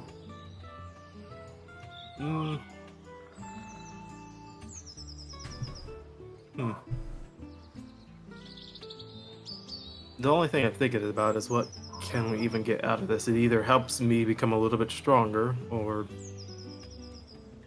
perhaps it could also be a way to question Hunter Max on things. I highly, highly doubt Hunter would tell us anything that he doesn't want to. But I guess. Well, actually, if that's the case, I could access the memories potentially, or attempt to. If it is his soul, I could be able to look within what he's seen. Okay. We still need to make sure that you do not go all Hunter Max and destroy us the moment that he gains control. Why not just beat me up to a pulp then and then do it? Beastie will take a step forward. Okay. Son of a bitch, Without I'm in. hesitation. Well, I mean, when we get to a spot that is actually safe to do this at. She looks to the barkeeper. If I'm weak enough to not really do much in the first place when this happens, then it'd be easy just to knock me back out, take the core out, and put a different one in. Quick question for the DM: Has it been a day since the fight with the cultists, or is it No. still the same day? Same day. Okay. You still missing your spell slots, and you're still not full HP. Yes. Well, I think I am technically full HP, at least on LV. But yeah, I would recommend we try this tomorrow. I agree with that. And then we try to find a safe spot. Beastie nods and points to Mark. You have hours to get ready.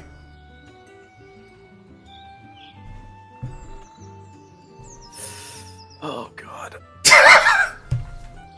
You just invited yourself to be a punching bag. I know. And potentially another fucking thing. Oh god, okay. Mark is just filled with such great ideas.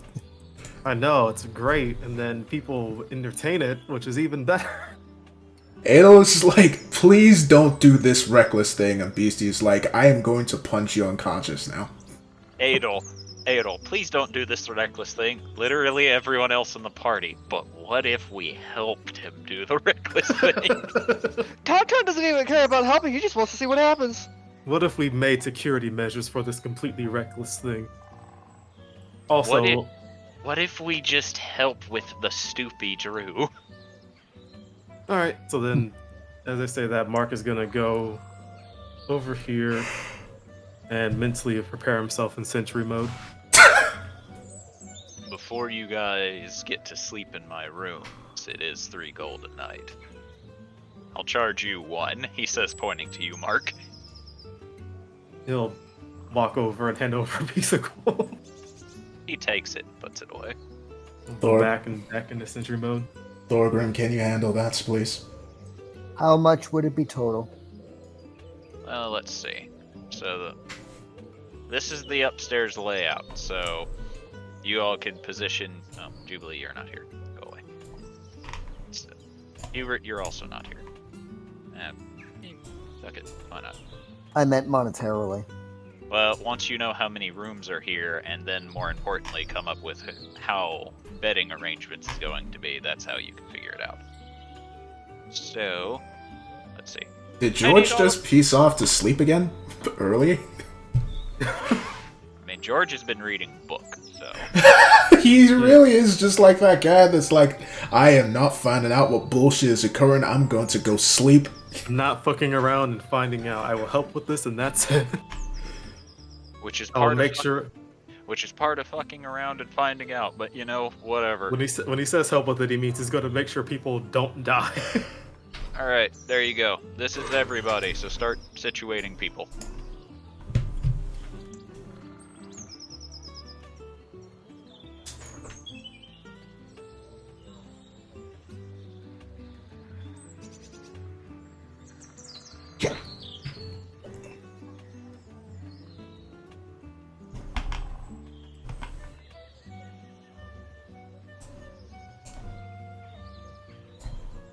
Corp, What? situate people. Oh, okay. Where's Ophi? He's already in room. No, that's Elfie. He meant Ophi. Ophi was still out and oot in the boot.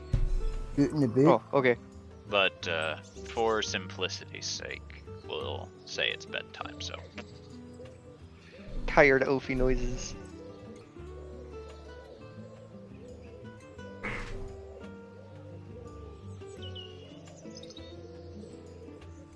What are the chances of Squib and Riki room being locked?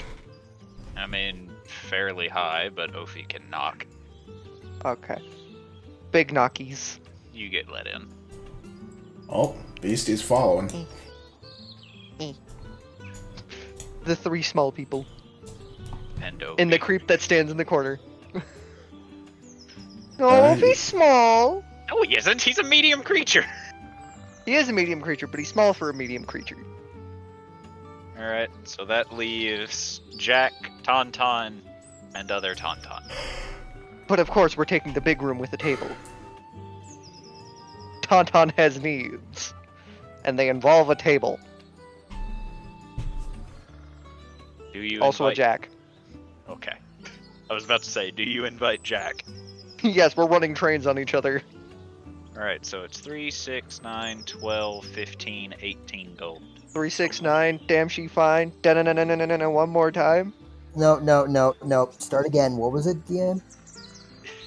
18 gold total. 18 gold. Got it. I will subtract 18 gold from the party fund.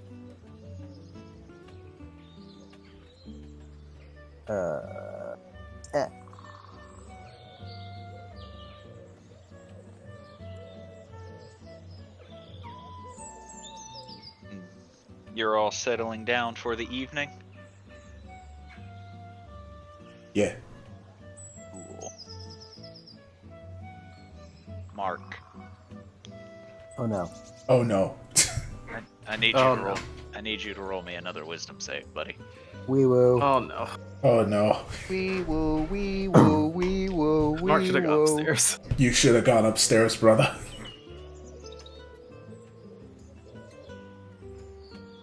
Alright, so as you sit in sentry mode, trying to mentally prepare yourself, you hear a loud creaking as the front end door begins being pushed slowly open. And then you see glowing orange eyes slowly peer through the door and stare at you. Oh no. Oh, Also, you're afraid again. All right, Mark, go run to Daddy. fuck. George is upstairs. Yeah, Mark's gonna promptly run the fuck upstairs. Dad, I had a nightmare. Help, help, help, help. Use the old Joestar technique.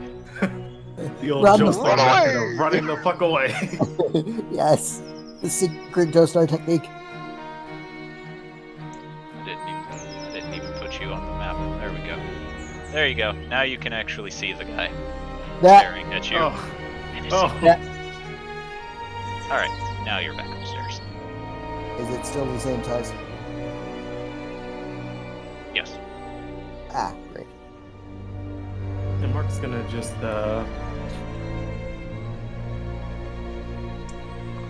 like go and sit right here. I may be cornered, but I have 2 doors to knock on now. All right. Roll me a Constitution saving throw to see if you suffer a level of exhaustion from this. Yeah, you're fine. All right. So you all have officially now had a long rest, which Oh. means all of your stuff comes back. Yeah. I need D100s to see who all wakes up first.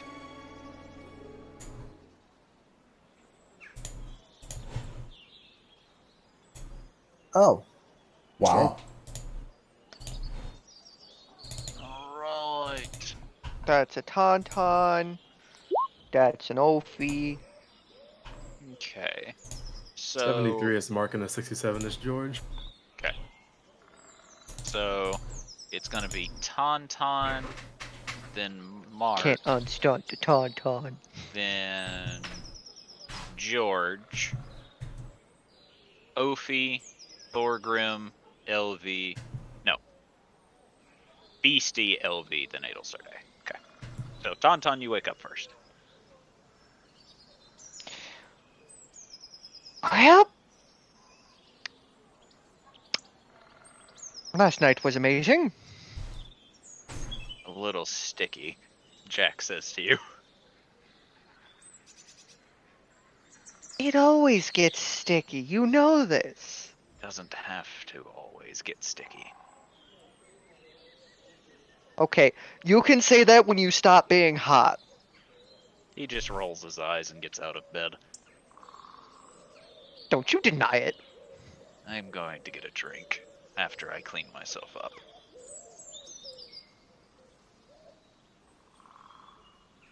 Tauntaun is going to try and wake up other Tauntaun. Right. Come on, we're gonna go get drinks. Drinks. Yeah, drinks. Roll the persuasion.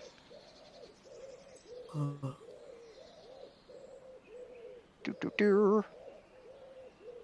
You know, sometimes I forget that Tauntaun's proficient in persuasion. Fine, he says and rolls out of bed. Awesome. Come on, Patterson. Hello.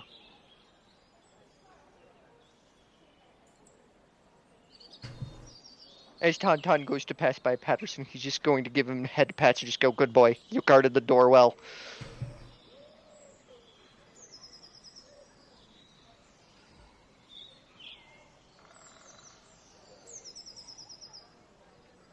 No comment on that. Take that as a no.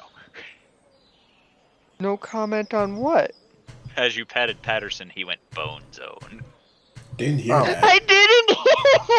I don't think anyone heard that. Well, that's what he said. Yes, Patterson. Bone zone. He then opens his jaws and begins making an imitation of your moans, specifically. Great.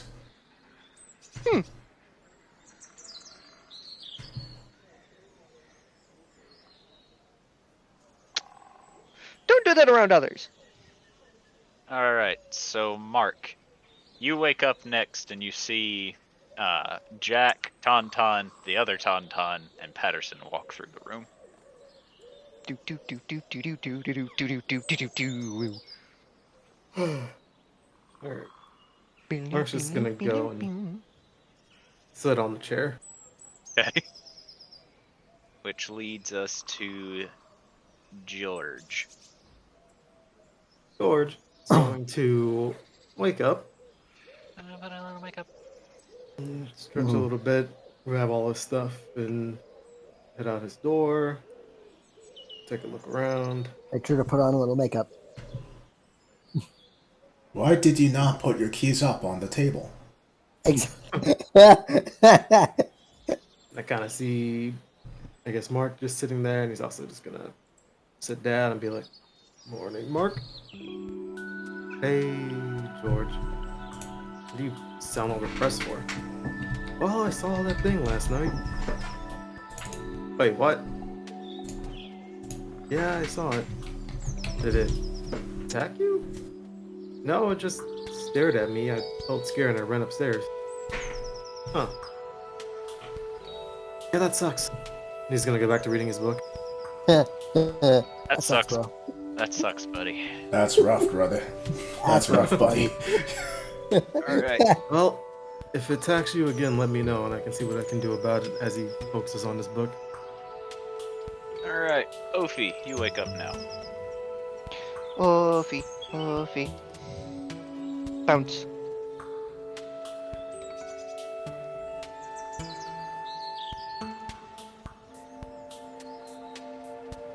Zoom! You son of a bitch piece of shit computer. Zoom! Do you leave the room immediately? Yes. Okay. Because Riki probably deserves sleeping in. Beastie is, well, Beastie. She's just being a creep in the corner.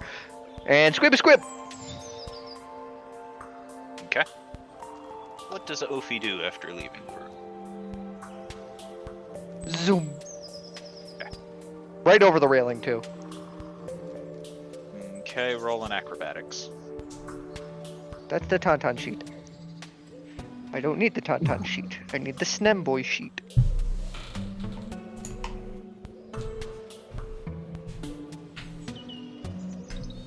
Do. Acrobatics. Okay. 27. You have no issue.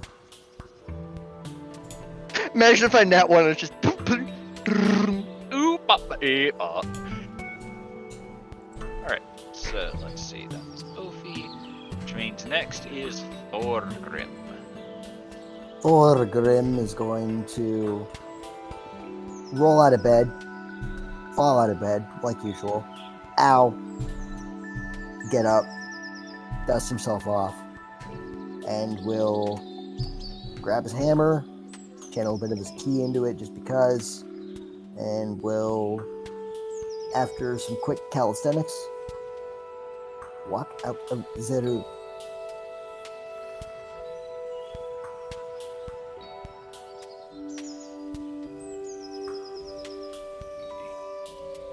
I think my Discord cut out, so what all did you say Thorgrim did? Pick up hammer, calisthenics, walk out of room. Let's see. Man is Beastie.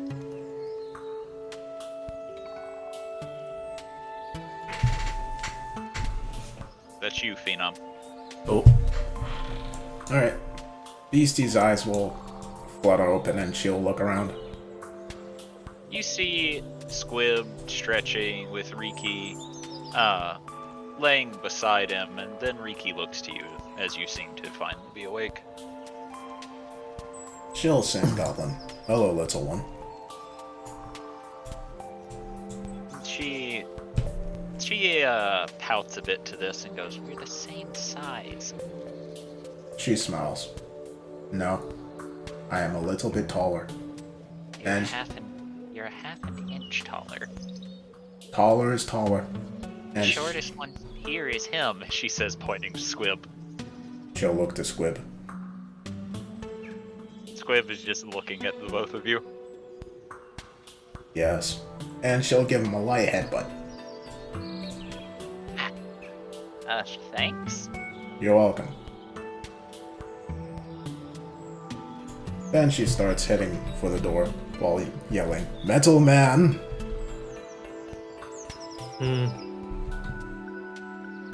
It's his time. I feel like we should probably wait for everyone else to get here first. She peers at him and nods. You are not prepared. Understand. And she'll head downstairs. No, I'm definitely prepared. It's just, I probably should be having something like this in my possession as he kind of holds the gun dagger if things were to go bad. She goes back. I'll take it. I don't trust. To be honest, I don't want you to have this either. She narrows her eyes a little. Why? Because if it's used improperly, it could mean very bad, and I've been trying to be as careful with this as possible. And the one door fellow asked me to not fire this while we're at the city, so... She points to herself. Me no use guns, so me fine.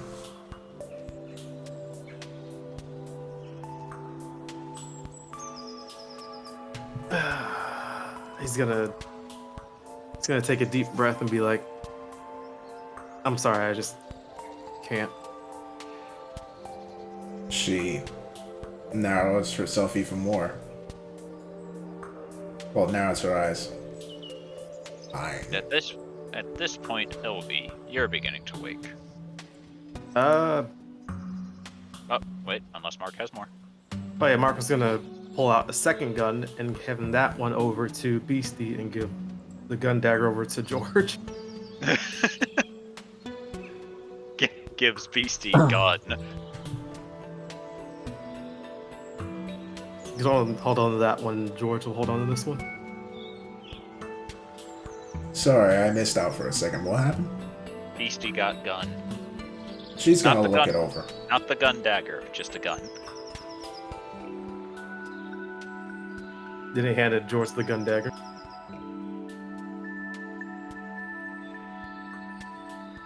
Phenom? Yeah, Beastie's looking it over. Okay. She is confused by the strange item that she is currently holding. What is this weird metal stick I'm carrying? Basically, yeah. I was going to say, it's called a gun. See that little hole thing right there on the other side of it as it kind of points at the barrel? She's gonna look down it. Don't. Of course. However, if it does come down to it and it's an emergency, take one of these. He's gonna give her 2 regular bullets and show her how to load it. Point the hole at the person you want to hit, and then click this. It shows him the trigger. She's going to look this over and nod slowly. Okay. Very basic explanation of how to load and fire a gun. She nods for a bit, but then just tilts her head. Why not throw? It's kind of like a crossbow. Would you throw a crossbow? Yes.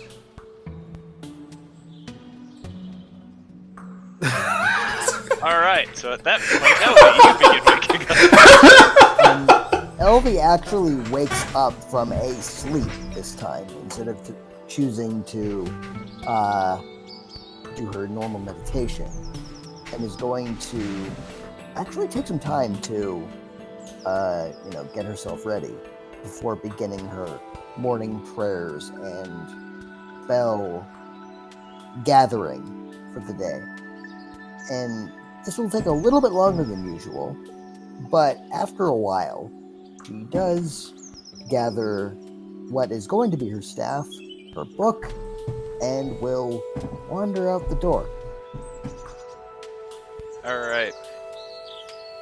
You see a gaggle going on as Mark is attempting to convince Beastie to actually use the gun rather than throw the gun, which does not appear to be going as well as Mark had hoped.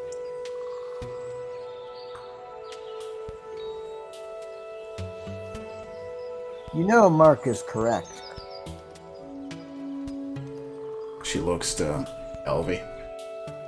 Using the gun in the intended manner will yield far better results than simply throwing it. She just raises the 2 bullets. But these so small. But they go very fast. So if I throw it, No, faster. she looks very, very incredulous at this. I've seen firearms in Zardak's country, correct? Sure. DM? I'm so sorry, Discord backed up. What happened? I've seen firearms in Zardak's country, correct? Absolutely. The way that these firearms work is there is a very small explosion that triggers when you fire the gun. And that explosion makes the bullet go very, very, very fast. Way faster than you can throw. Hey, Beastie. Yeah.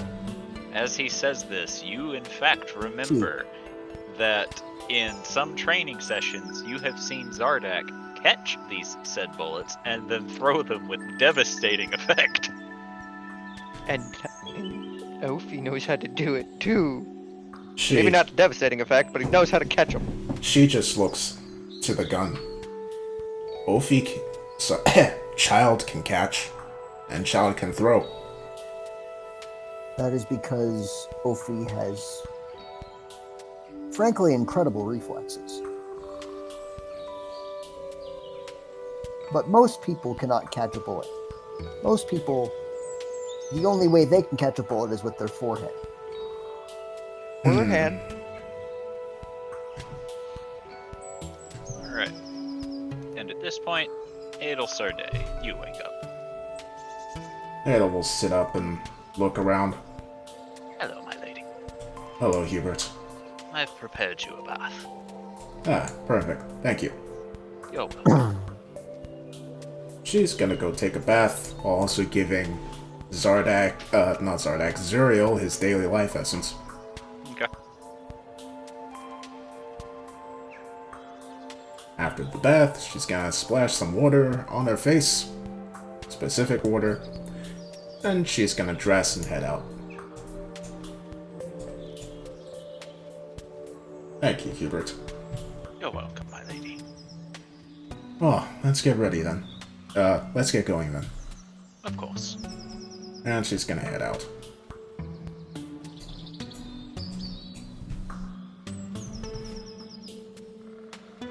Hello everyone. Good morning. Hello. Hey. How are you all doing?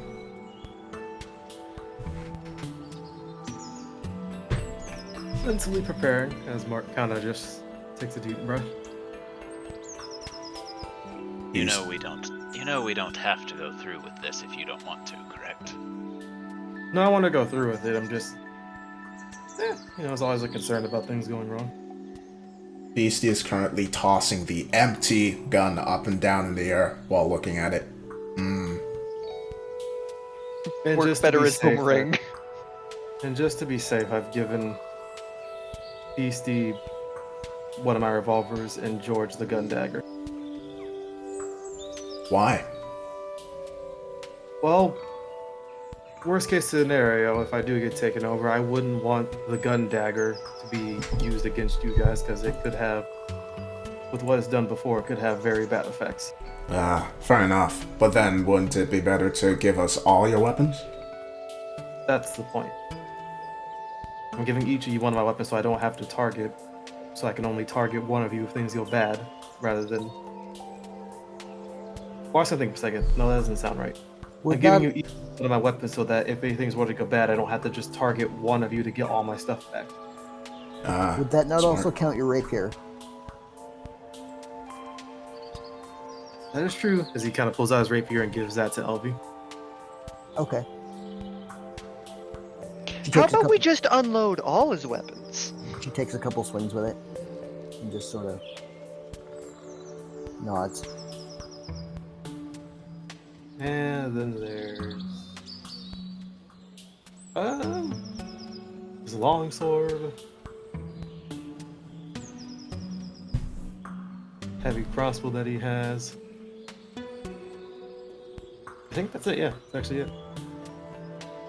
And then he'll pull out the javelin as well and say, "And this is to be used to help with transferring the cores."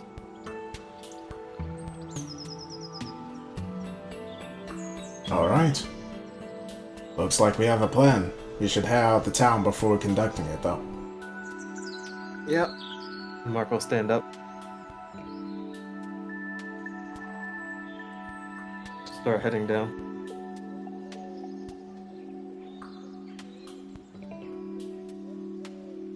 Actually, You already said you're heading down, so you're heading down. I guess as Mark kind of heads down, he's going to ask George to give Hubert the gun dagger. And Does will- George oblige? Yeah, George will oblige since it technically isn't really his weapon. Hubert will take it, look it over, seems to be figuring out the balance on it before nodding, and he puts it away. Give the most dangerous weapon to the most dangerous member of the party. Good job. Oh boy, even more murder. Even more murder potential with my murder mittens.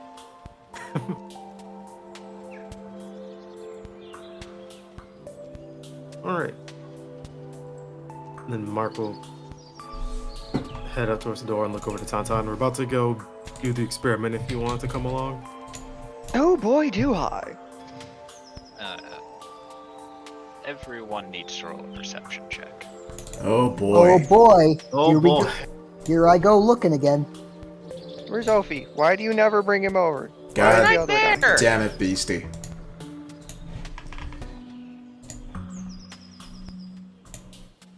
Oh, okay. That's fine, I guess. Oh, okay. It's Mark's. Fulgrim did a heckin' look. What did that even start a? So, Thorgrim and Adelstar Day, you're the only two who pick up on this. But Hubert has stopped in his tracks and is currently staring at the innkeeper. Elle's gonna look to this, and then she's going to pull out her fire staff. Hubert, Yes. why are you staring at the keeper? Do you look at the keeper, Adelstar Day? She will. Fulgrim will also look at the keeper. You just see him currently minding his own business, but sitting on the counter in front of him are orange peels. She's going to put away her staff. Hubert, Yes, calm down. I am fine. I am being serious. We will get you some later. As am I. I am fine. She looks at him very closely. Don't leave my side. Of course. And she just rubs her making face. me regret giving that gun dagger now. It's fine. It's fine. Hubert really likes oranges.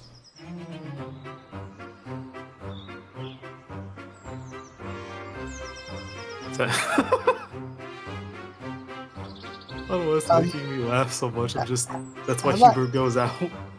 Have I ever seen the innkeeper eat before? Of course, he's a person. Yeah, but like, has he actually like done so like at the counter? Yeah. Okay. He's not. This ain't a fine establishment. I'm just trying to figure out why you would mention the orange peels, okay? For reasons. It's because Hubert really likes oranges.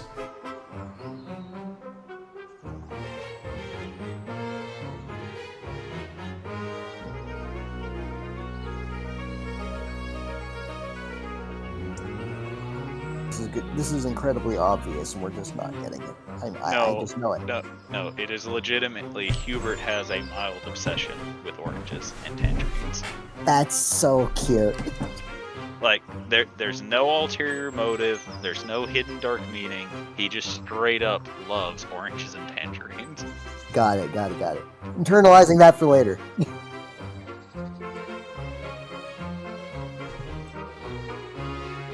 But only Thorgrim picked up on this. Yes, and he is trying not to do the old, like, you know, side eye with a smile, you know, like when somebody, like in a cartoon, just goes. Trying really hard not to do that. So, I believe we were continuing on with the plan, yes? Yes.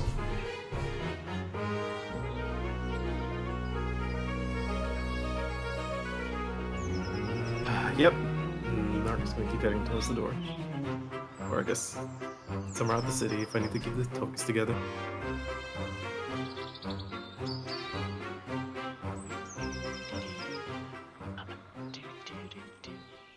Dude. Alright. He's not here. He's over here. Poof. Peace.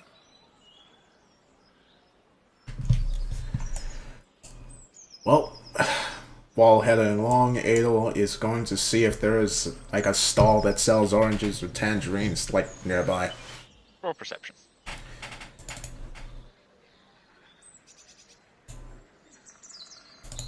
Over in the marketplace, you think you see someone selling them. Elle's going to quickly pop over and buy one. Okay.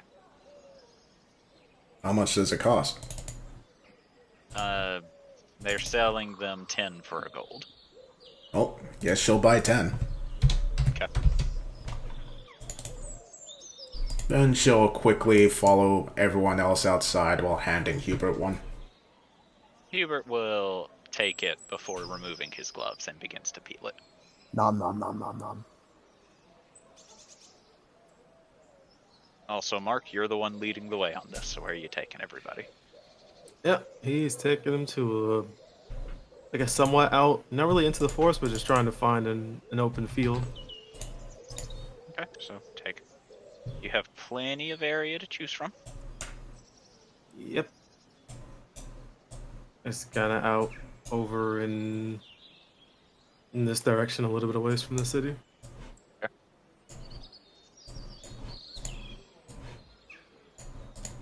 Ophi, why aren't you full health? I keep setting it to full, but then it doesn't go between maps. This is the third map I've had to set that to.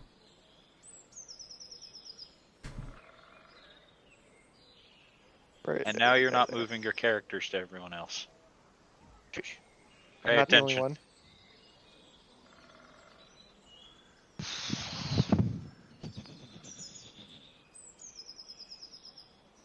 Mr. Matt, Yes, move your characters. I'm looking for them. Over here. Okay. Follow the red. Yeah, no, Follow the blue. I found them. I'm looking for everyone else now. So over this way. Okay. I have to move them bit by bit. It would help if the game moved the other way. Nah. Now you're merging with Hubert again. Hubert Grimm revived! He doesn't like that. Oh. Maybe we All right. merge, or merge if I give him more oranges.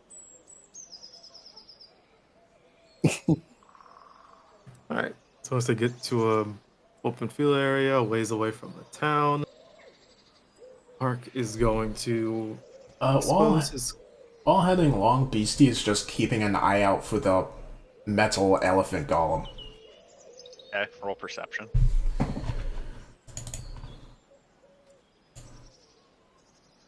You don't see anything of interest.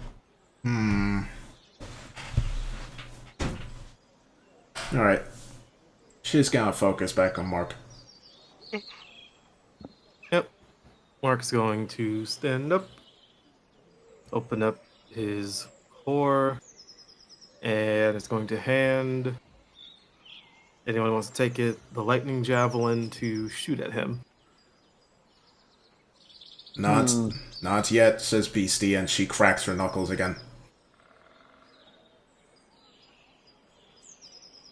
Curious if that would work. That All would. right. Oh, yes. And she's gonna take out the rope that she usually ties around the trees that she beats up every morning. Well, let me know when you're ready to go, because I need to probably grow before we do this. We have...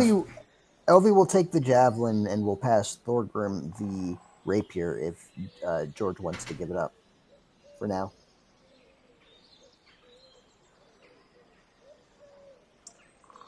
Wait, what? George, it was Mark that had the javelin. Oh, okay. Yeah, I mean, everyone wants to be the one to shoot Mark with the javelin. Okay. I just suggested Elvie would take it because she has that ability to do max damage with lightning stuff. Yeah, but you're not attuned to the lightning javelin, so you can't use its abilities. Oh, does it not just do lightning damage when you hit with it? No. Okay. Never mind then. Well, actually, Tonto is, so he can just shoot me with lightning. Technically, Ophi can also punch you with lightning. True. Yes, he can. So it's just a matter of how many sources of lightning damage do you want. Also, It's he can enough spit to- lightning too. Just enough to clock his circuits. Me need to How beat you much do we down need for first. that? Yep. 10. Your circuits will be well and truly clocked. Yep. And then Mark will- You're just gonna let Beastie beat the crap out of you? at least until he gets extremely injured, but not to the point where he just goes down. I mean, we can. So say at that- 1 HP. Yeah, we can just say she beat you to 1 HP. Yeah. Yeah. First things first, though, she is going to tie the rope around your waist like it's a belt. And then she's gonna beat you to 1 HP. This is her daily prayer. Only this time the tree was more willing. You're playing the part of the tree. Yeah. Alright. Oh, Zardak. Who She doesn't are to pray God, to Zardak. She prays to Might. So, hallowed be their name. alright. Says he's beating This fist will come, wreck your skull. Beaten down to pretty much 1 HP. He's going to then activate his runes to grow a size larger. Mhm. And he's going to pull out Hunter Max's core. Wait. She's gonna... With the rope still around him, she's gonna loop her sword around the rope. So if he runs, she can try to stop him. Okay. Alright. It's going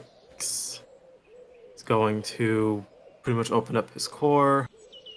Just let me know when to balk. Keep in mind, you have to have your overclock circuits active before you remove Yep. the core.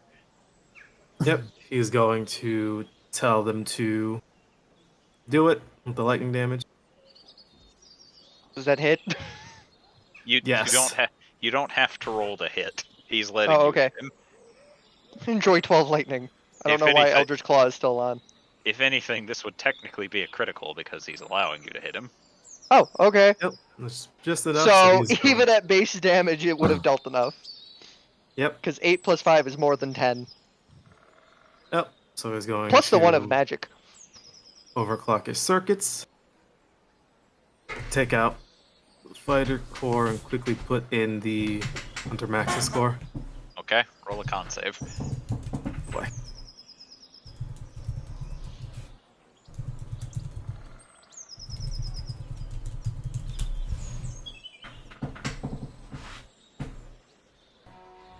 Alright, Mark, you take 93 necrotic damage. Holy shit. As soon as this core touches your circuit, you feel a surge of power that your body literally cannot withstand. Hey. Is he dead? It's Mark's HP. It's usually 124. He was at 1, so. So it didn't reach your hit point maximum in negative, but I don't remember if it has to reach max. It's 1.5. Because if it has to reach the threshold of over half of your max HP, it kills you. Pretty I sure. think it has to be at least your HP score. I can double check on that.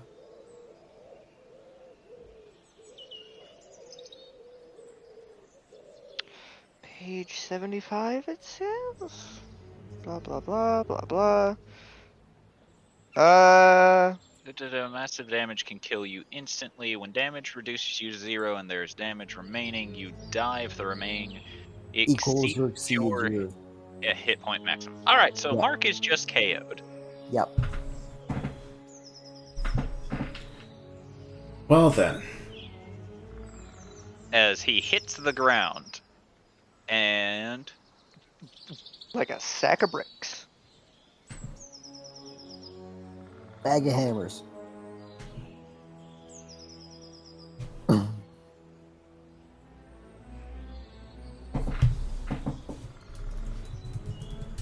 so who's gonna wake him back up? I'll do it! How are And you by going me, to- I mean Ophi. How's he gonna do it? Smacky smack smack smack. Keep in mind you have to give him HP back to wake him up. Oh. Ado's just Like- gonna cast Healing Word on him. Okay. You get 6. Alright. So Mark, you come back online as you feel your entire body hurts. Ow. Roll another con save. What? Oh god.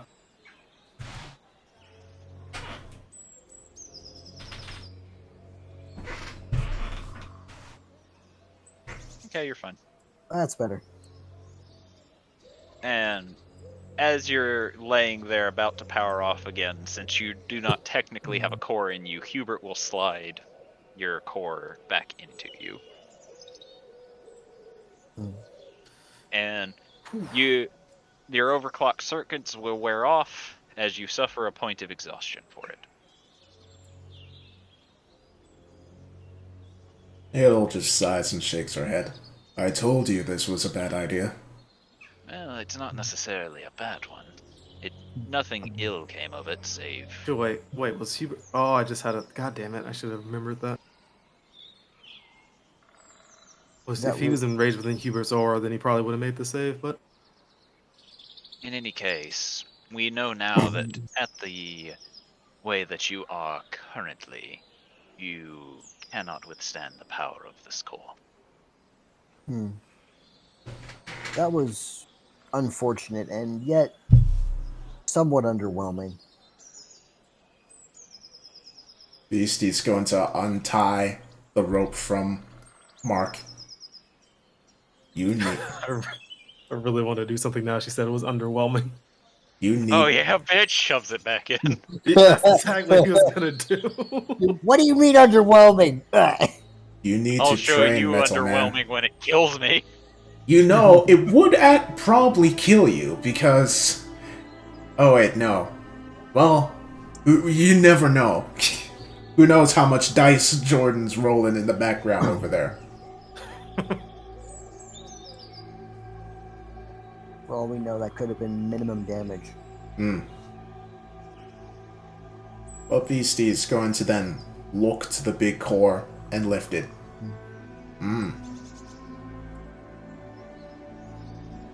She looks to Mark. Maybe destroy. I also think that would be a good idea. Why? We don't know what could happen if it's destroyed. Big metal elephant, no chase. We still also don't know if he's actually chasing after that or the Supreme's original core.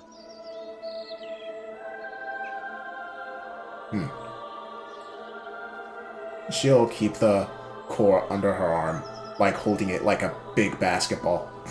You cannot. How big is it compared to her? Very. Please elaborate. Well, considering it came out of a huge-sized creature, the core itself would be considered large, so... Is it bigger than Beastie? Yes. Yo, that's great. She probably could still just hold it with how strong she is, but... That's the reason I didn't argue with you when you said she picked it up. But Yeah. you cannot put it under your arm. She's holding it like it's that, like, giant beach volleyball thing. Can I make a roll to see if Mark would be dumb enough to want to give it a go again? You know, honestly, that's not really a roll you have to roll. That's something that you as a player determines. God damn it. Do you want to try again? I kind of do. Are you going to try again?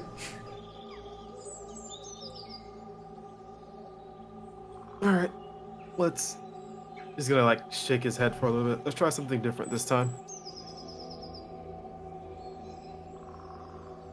Beastie will look He over. kind of stands up.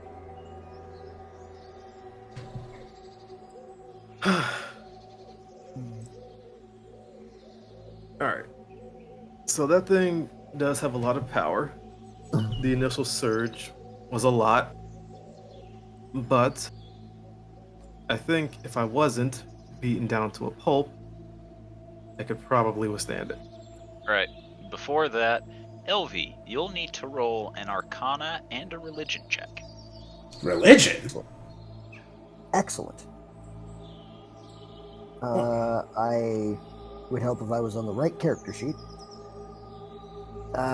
Great. Rolled a 2. Good start. That's better.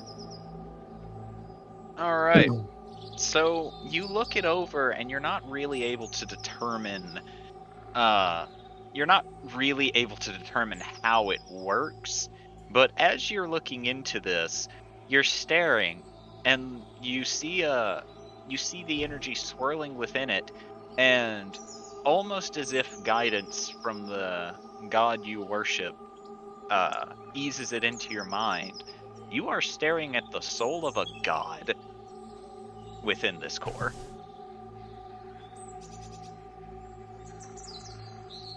For the first time since any of you have known her, Elvie's jaw visibly drops.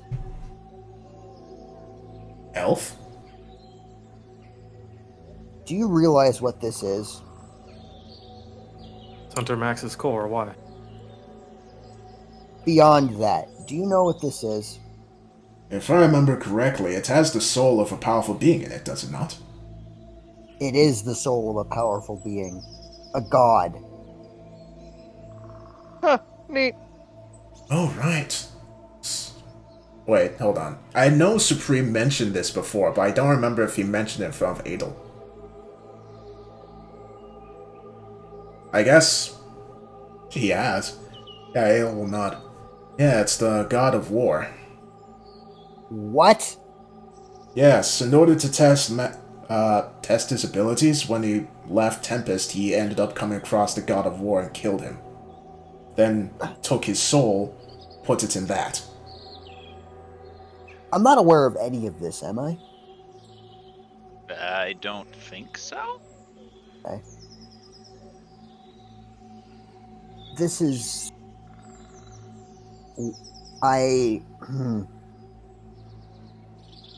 This is very concerning. if we are dealing with entities that are able to not only slay gods, but manifest their souls into mechanical beings, this is... Concerning isn't the right word. This is beyond concerning. Now you see why Supreme is such a problem. I do. I merely thought this was simply a sibling rivalry of sorts, but this Supreme is a danger to all. Yes. It's a lot more than that, which is why, if I can use this to our advantage against him, then it could help in the long run. Beastie is gonna go over and just, like, punch Mark right in the shoulder. Stop it. What? You, and she pokes him while saying this, you too weak. You put in ball again, you die. Dying not make you stronger. Die is waste. Well, I mean, I died once. I got stronger because of it. You're not helping. Technically, I've died a lot and always gotten better. Sylvie has an idea. Yes, I don't know if she's willing to share it though. but she definitely has that look of, oh.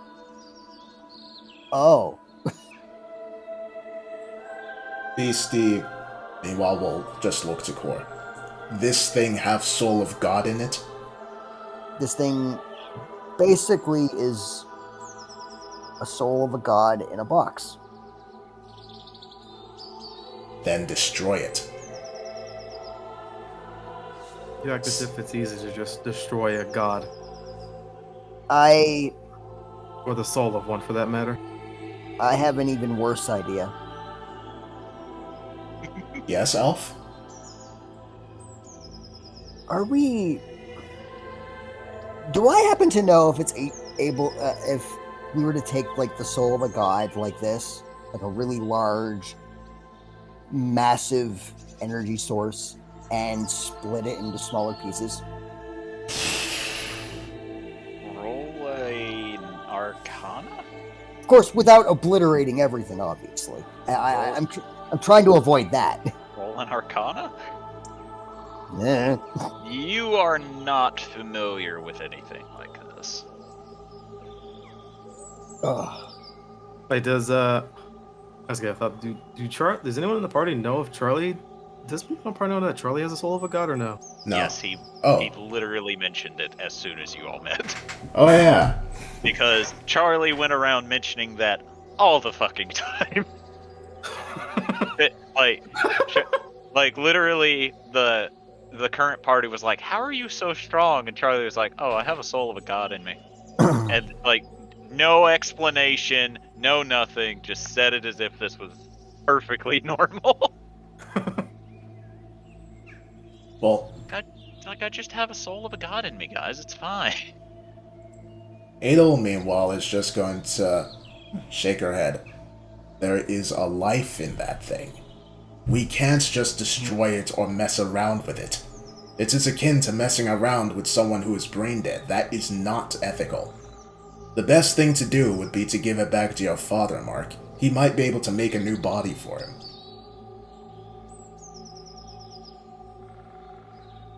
Then that'll put him in danger. Your father has shown that he can handle himself. But What can is- he handle? But can he handle Supreme? Well, he could handle Rashi. Do I know who Well- that is? Yes, it's a lizard. Okay. He only was able to handle Rashi at the time being for a time until we came to help. Imagine what happens if it was just a straight one-on-one fight between the two of them. And you think that's... Supreme has multiple creations that have shown to be problematic for not only us, but for a lot of people. He's made things that have beaten Zardak. And you think that we would stand a better chance than Tempest? So why would we endanger another life by giving this to him? Yes. And here is my here's my counterpoint. Why, if he is more than willing to protect it and do a better job than us, do you really think putting him at risk is not worth avoiding the worst case scenario, which in this case would be giving Supreme back Hunter Max? You are assuming that he won't just instantly destroy this person, take Hunter Max back, or take the soul back anyway, and make Hunter Max anyway. And you think that will not happen with us? It'll happen with anyone. Here's my logic here. Supreme is incredibly powerful. We have seen only a brief instant of what he is capable of. He is most definitely more capable of protecting that, and she gestures to what's left of Hunter Max, than us. That is why we were willing to let him take care of. Hold on, I got his name here. Why we were willing to let him take care of the Cobalt Chief. Counterpoint. Simply put, if he is able to kill a god, he is able to kill anyone that this god's soul's given to. So, delegating it to someone else just basically says, here you go, here's your death warrant. So you think we can beat someone that can kill a god? Mark's just gonna think for a second. He's like, you know what? I'll just ask him himself, as he's going to use a sending stone. Okay. It takes a few minutes, and then Tempest goes, "Hello, Mark." Hello, Dad. Got into I fucked quite up again. a situation here. And that would be. Apparently, this core that Hunter Max, one of Supreme's creation, is apparently the soul of a god. There's a very long silence. The seconds tick by, and you can almost hear them tick, tick, tick, Ada will put away her clock. tick. And for a brief moment, you swear Tempest is pinching the bridge of his nose. And then he goes, "Just once I would like you to call and just to say hi."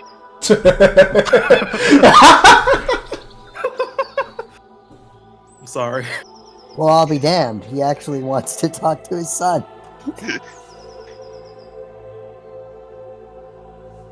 And there's a few more seconds of silence before he finally says, "That is very distressing news." Yes. And we're kind of trying to figure out what to do with it at the moment. Some of them suggested just to bring it to you, and they think that you might have some way of making a new body for the soul of the god, but I think that'll be too much trouble and put you in too much danger. Making a new body would not be the issue. The issue would be whether or not with its new body, it would still be under his control or not.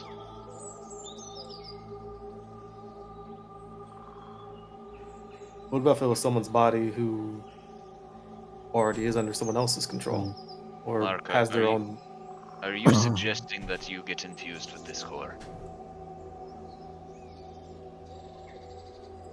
There's just a pause. Because do you realize how much power flows within a god's soul? You would be lucky not to be incinerated on the spot.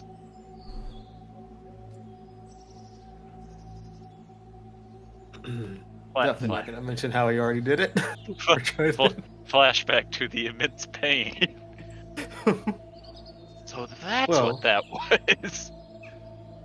Also note, if it had killed you, it would have disintegrated you. Oh. Well, I mean, you'd already have someone who would be able to think for themselves rather than be under Supreme's control. Mark, Remind me to install a few more chips into you. Hopefully that will make you stop having such bad ideas.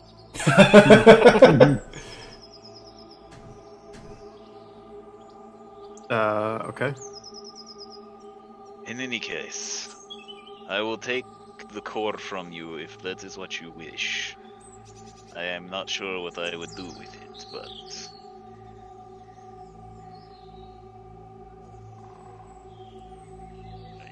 I will take it if you wish it to be off of you.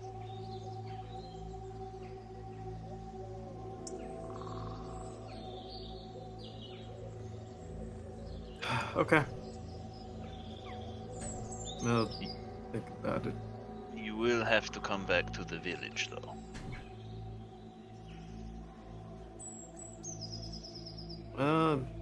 If we decide to do that, I will let you know. Of course. Bye, Dad. Be safe, Mark.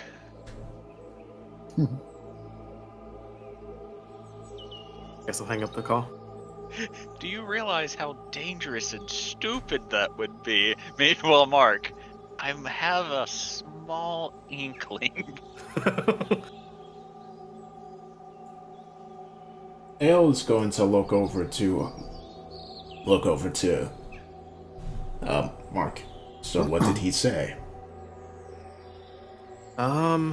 He said he'd be willing to take it off our hands, but he doesn't know what he'd do with it.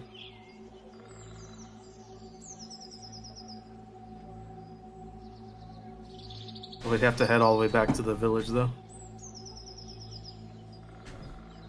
They don't size.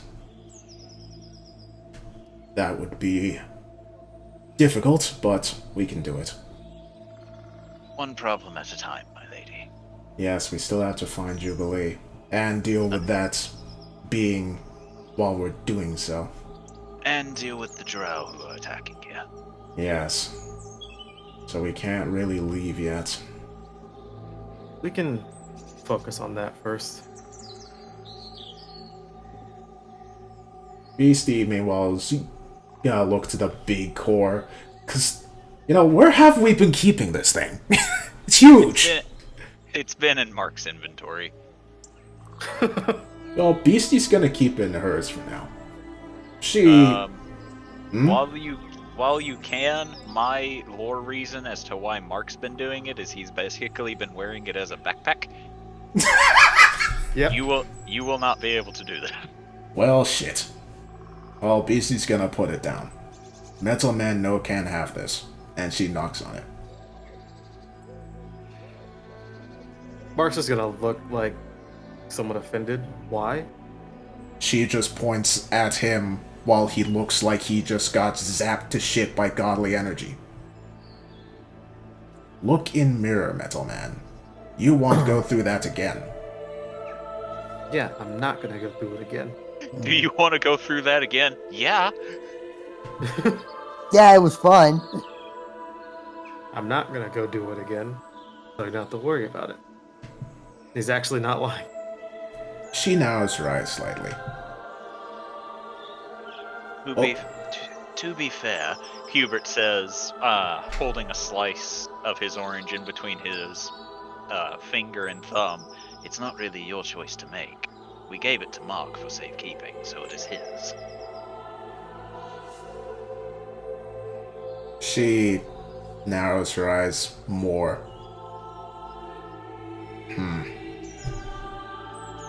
Fine. And she'll, drop it in front of Mark.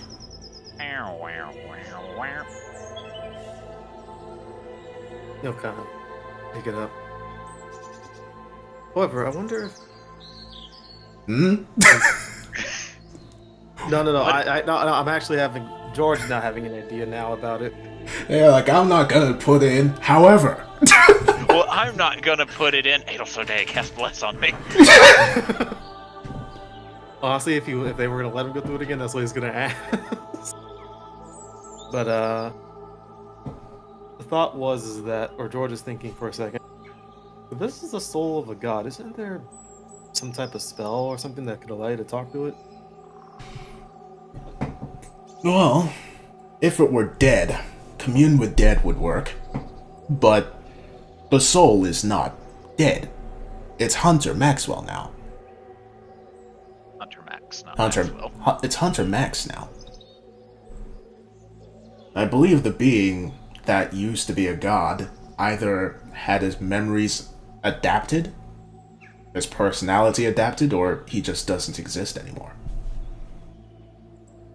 Well, my thought about it is that if something like the scrying spell would work, and this is literally the soul, what if you could find the location of his body, of the original body?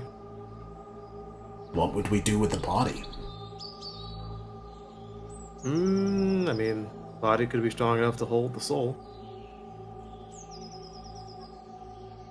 Could have things on it that could help. Could give us some insight into what Supreme could have done to him. Unfortunately, I think we know where the body is.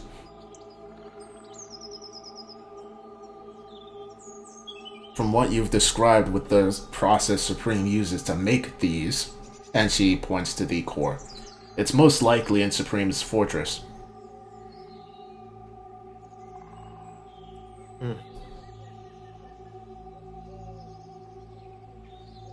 Assuming he hasn't gotten rid of it, with his hatred of all organics. I think it's less a hatred of organics and more he just looks down upon them.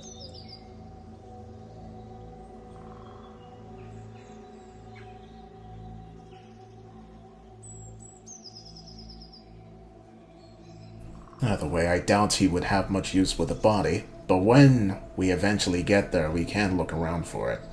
Assuming we even know what they look like. I mean, still, it could give us a little... If you are able to scry it, then it would give us some insight into where it might be, even if it is at the fortress. Very It's well. underground in a secret cellar or anything like that.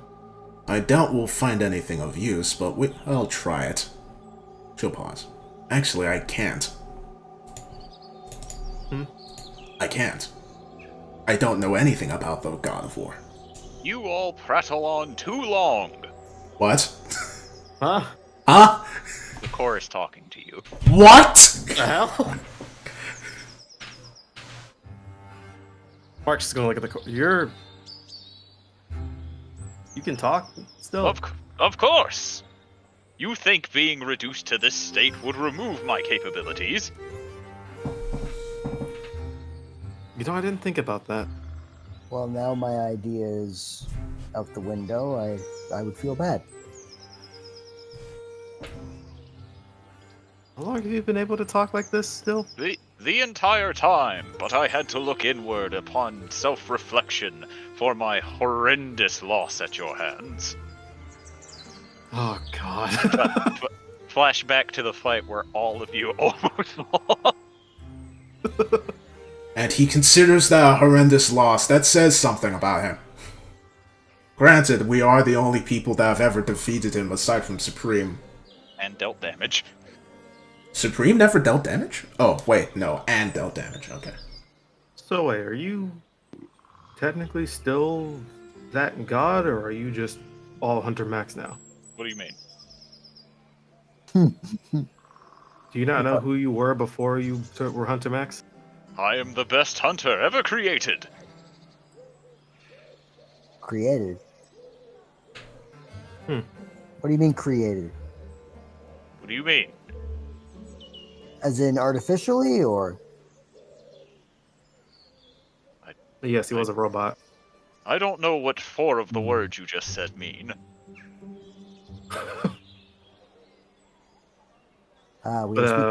We were speaking to Hunter Max, not to the god who he was before. I get it now. Can George try to remember what the name of the god of war was? No. Kratos. Shit. No, it wouldn't be Kratos. Otherwise, he would have said "boy" at least once by now. I mean, you say that, but in actual Greek mythology, Kratos was an actual god of war. Yeah, I know. I'm just referencing the games.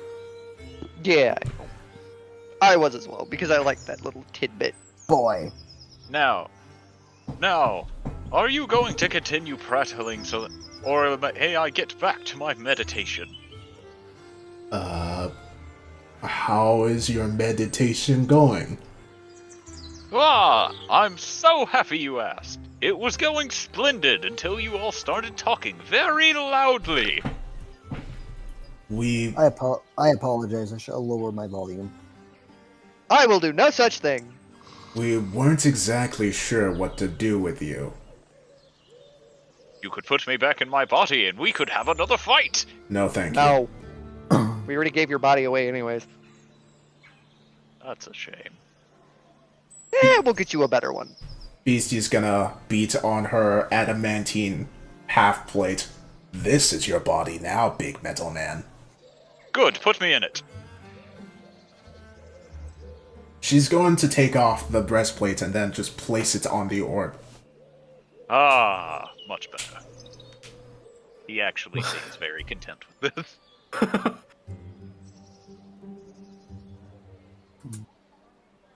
So what if we did end up getting you a better body that you could possibly go back and best Supreme with?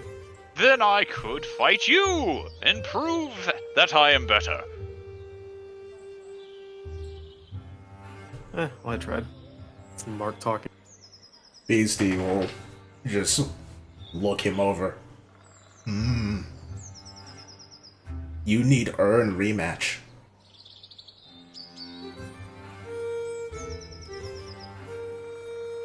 Well, I can't earn it this way, so I suppose meditation it is.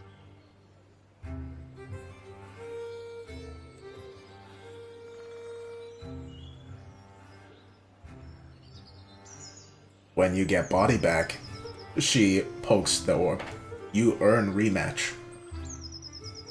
You think you deserve fight us when you lost?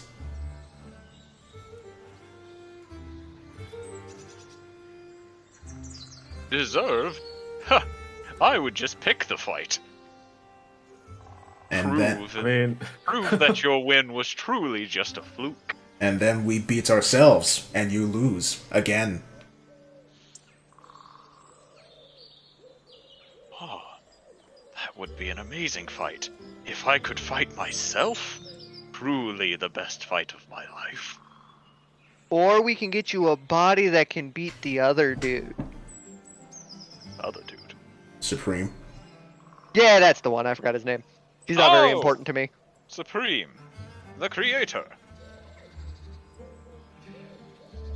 Not really. He's more of just, your slaver. He created me.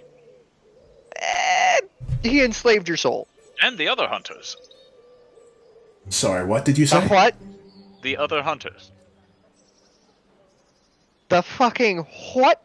Yes, there's one that is made of black metal, glowing orange eyes. Beastie's Oh, just no. gonna look over to Mark. Oh no. Mark is just gonna oh shit. Oh So shit. they weren't on a Mark, mushroom what have trip. you done? I didn't do anything, but I know exactly who he's talking about. Yes, that's Yes. Yes, that's Hunter Delta. Very strong fellow he is. The elephant. I do not believe it was an elephant. Is Then, he as strong as you? oh no, I've beaten him numerous times. I've even beaten Hunter Delta, Beta, and Gamma all at once. Considering his indestructible body, that does make sense. Sorry, how many? About Well- to say, Mark just kind of points his fingers after the names. There's 3 more. 3? Oh, there's also Hunter Alpha, but he doesn't get active very much. What? Do they each What? all? Do they all also have a soul of a deity within them? Well, of course. You think this is the first world Supreme has been to?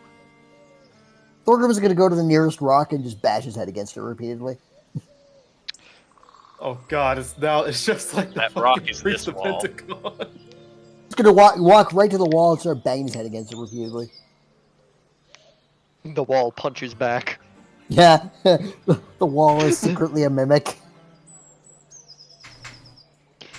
That's always just one of the things I love to do, is just have walls punch back randomly.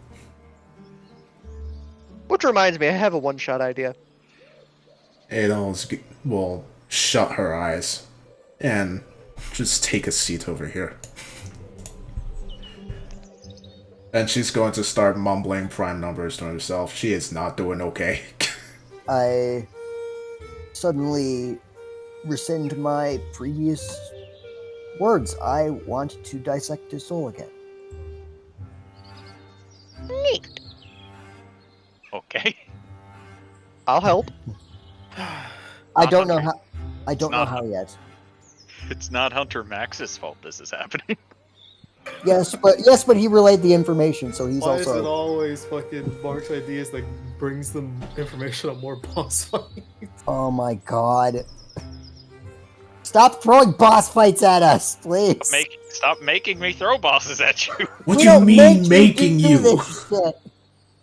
What did You're we the- do to deserve this? You took the high-prized, valued core from Supreme. The other option was letting him make him again. Yeah. Which, if you had let him make him again, he would have kept the other 3 decommissioned. Great. Oh my god! Well, What if Mark did another deal? motherfucker, don't you fucking dare. Jesus Christ. What's all the ruckus? Hello, dwarf woman, says Beastie. Hello, goblin girl. Girl. Oh yeah, no, we just found out that a dude enslaved a bunch of gods, turned them into machines, and yeah, we've got problems. Cool fairy tale, kid. Why are you making such a ruckus? It's not a fairy tale. We fought one already. Good for you. Yeah, no, this was Tauntaun speaking. Not Ophi. I know. I was telling the DM. Yeah, and she still called you a kid. George is gonna like finally take a deep breath and close his eyes. If this is I guess the time of us all finding out big shit, I'll let you all know I'm trying to work on a way to get you guys temporarily back home. Is he almost over Adel Sarday? Sorry, what did you say? So he's trying to work on a way and getting you guys temporarily back home. Hale will sigh and stand again after getting to 97. Okay. So, while we have the hunter core, the other hunters will come after us, each of them having the souls of gods who have been defeated before. Therefore, from what you have told us, Mark, Beastie, one of them is currently near the town. Yes? Yep, and it apparently managed to find his way into the inn last night. I think it might have been an illusion again. It Or may have something. It may have been a god of trickery. She'll look to Gloom Hollow. Yes. Any gods that you are aware of who focus on illusions? My lady, may I point something out to you? Yes. Hunter Max says that Supreme has been to many different realms, not just specifically this one. Ah, right. Then that would mean... You don't think he went to Aria, did you? It's hard to say.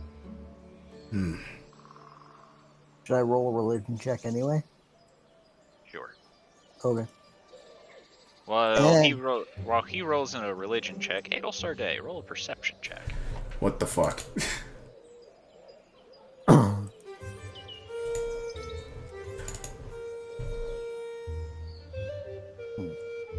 Alright, LV, you're not getting much information, but Adel Sarday, you see a large black widow currently crawling through the grass, specifically heading towards you. Oh no. How big we talking? Cat-sized. Ale is going to look to it, and will crouch down as it gets closer. It gets closer, and on its back, you see a letter embroidered with your family crest on its thorax. She's gonna take it, pet the spider, and then open up the letter and take a look at it. You see that it is a letter from your sister stating that she has found a friend of yours and is requesting your location to meet for a trade deal. It all just almost seems to deflate in size. If it's not one thing, it's the other. Alright. What is the matter, my lady? Morgana, like we thought, has Jubilee. She wants to trade for her. I suppose that's better than her making demands. Yes, but there are only a few things that she's going to want. Like? You. Hubert shrugs to this. It'll just size. And the other, which would be even just as bad if she's spying on us, she gestures to the orb. Him. Something tells me she does not care about that. Let's hope so. She'll then write down on the letter her current location, which is the Elysial Wall. Draw a small map with it and fold it. Put the letter back in the. Put the letter back, stamp it, and pull it back on the spider. Okay. It will immediately turn and begin scuttling off.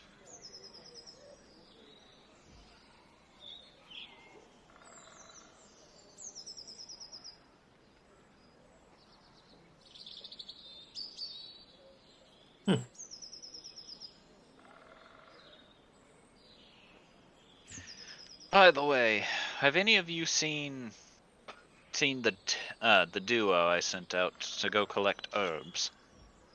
No? No. I was not aware there was a duo. They can handle themselves. One's in heavy plate and the other one's a cleric, so I doubt they got themselves into any real trouble they can't handle. Maybe we should go check out where they went, just in case, though. As you say this, Gretchen will put a hand over her eyes and squint and it's like, no need. I think that's them there. Where? Shit. And as she says this, you see a dwarf in heavy plate mail walking up, and in the distance behind him there is another figure taking a bit more time as they seem to be looking around, making sure that they aren't missing anything. Oh, that looks like it's him. I think. There's one of them.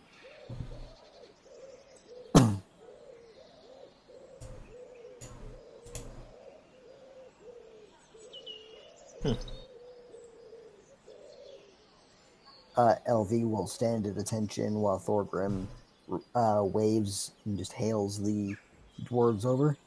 Hey, Orgrim. Yeah? Roll a perception for me. What the fuck is it Okey-dokey. now? I imagine this is going to be an ambush of some sort, but What could it possibly be now? Is the puppet master gonna show up?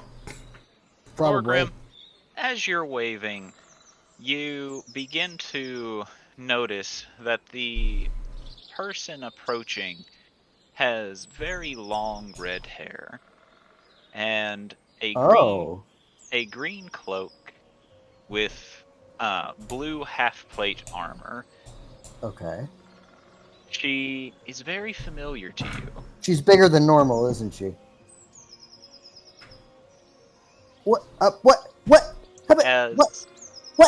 And as you stare, you see who you swear to be Amber approaching. What? And she looks to you all. Her eyes immediately land on you. She stares for a long moment before grabbing her holy symbol. Thorgrim, roll a wisdom saving throw. What the fuck? That's the wrong sheet. Wisdom save.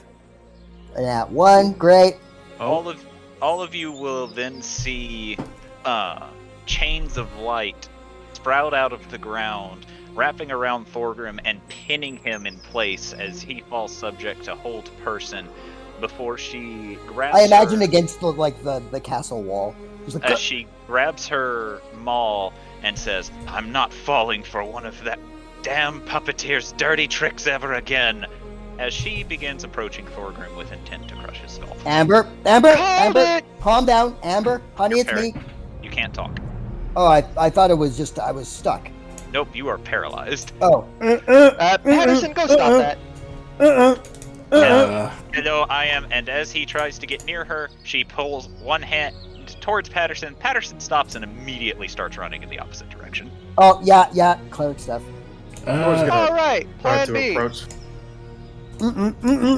Just cast that with distance spell on Thorgrim. Alright. Yeah, I don't think that works. He's paralyzed. Isn't it spell v spell? No, technically, Lesser Restoration just cures him of paralysis. And just hold person paralysis, technically. I Yes. think it's... Excellent. Thorgrim will immediately burst from the wall and hold up his ring. Yeah, what are you doing, though? Like holding up Not you, Tauntaun. Oh.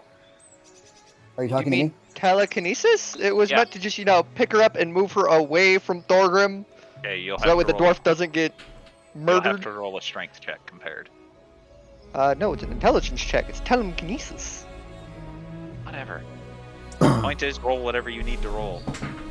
You attempt to throw her, and you watch as she stomps her foot in the ground to prevent herself from being thrown, rears the maul back as Thorgrim holds up his hand with the ring, and with anger and tears coming down her eyes, she swings at you, Thorgrim. I take it.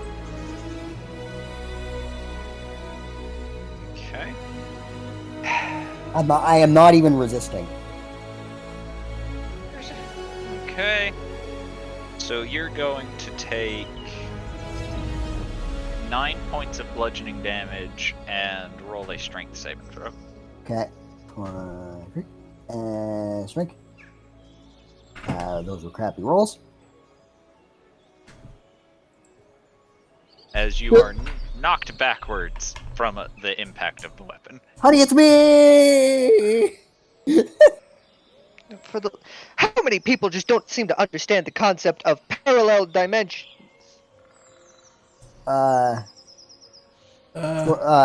Hubert will continue holding his orange before looking to you, Adel Sarday, and goes, "Should I intervene?" No, I have this. And she'll go and step between them. Stop it. Hubert, if you stab my wife, I swear to God. Hubert will Thorgrim, just she's not even yours. This is a different dimension. I don't care. calmly look to you, Thorgrim, as he just very slowly eats another slice of his orange. Yeah, you keep doing that. Ails, go over and step between them. Stop it. If you don't get out of my way, I'll crush your skull too. He's real. Years ago, in the temple in the kingdom of Soba, he watched his wife die. He watched the puppeteer... Oh, sorry. Reaching for her holy symbol. She has already given you a warning. He watched the puppeteer kill everyone and leave your children to suffer. The puppeteer is doing a trick, but he's doing it differently. He took you to an alternate realm. The Thorgrim you know is dead, but this is someone else entirely. But he is real. You don't want his children to suffer like yours have you? Do you? My children are dead. What? What? George, what did you say you were doing? Oh, George's just gonna say, if you really believe he's a trick or some type of undead, then why don't you try to use, a turn undead? See if it works. Roll persuasion. I mean, the bigger issue is the puppeteer isn't solely undead. Downtown, shush. No, he's talking about against Thorgrim. Yeah, he means using it on Thorgrim. No, I know that, but like the puppeteer doesn't solely use dead. She doesn't know that. Alright. What's So using she- what? Shame Tauntaun said that aloud. God damn it, Tauntaun. She just looks at you very briefly, George, before looking back to Adel Sarday, still very clearly having intent to harm. Look, what can we do to convince you this is not another trick from the puppeteer? I know how you feel. He's been doing the same thing to us. He's been doing the same thing to Thorgrim. You know how I feel? So you've watched your husband and your children be murdered and raised as zombies and had to destroy them? Do you know how I feel? Watched my wife raised as a zombie. He's not talking to you, Thorgrim. I know, I said it anyway. She will lower her hands, but then point at Thorgrim. I can't, but he can. You get out of my way. I can't let you kill him. I am not asking. Oh boy, what can I say now? Let's see. George wants to say, if she's just like Thorgrim, might as well just let him tough it out. Ale looks to this, then look over to Thorgrim. Is that what you want? Is what I want. Do you want to just take it? You know I can take hits better than anyone else here. Except probably Gretchen. I don't know how well she can take hits. But point stands. I can take it. Ale will sigh and look back to her. But we'll just let her go. What are you doing, Tauntaun? He is starting TNT Mobile again. You know, where it's detect thoughts and telepathy. Okay. Pretty much just pinging these two thoughts between each other. Okay. Roll an Arcana to see how well this is going to work for you. Roll a brain check for brains. I mean, he's done it before.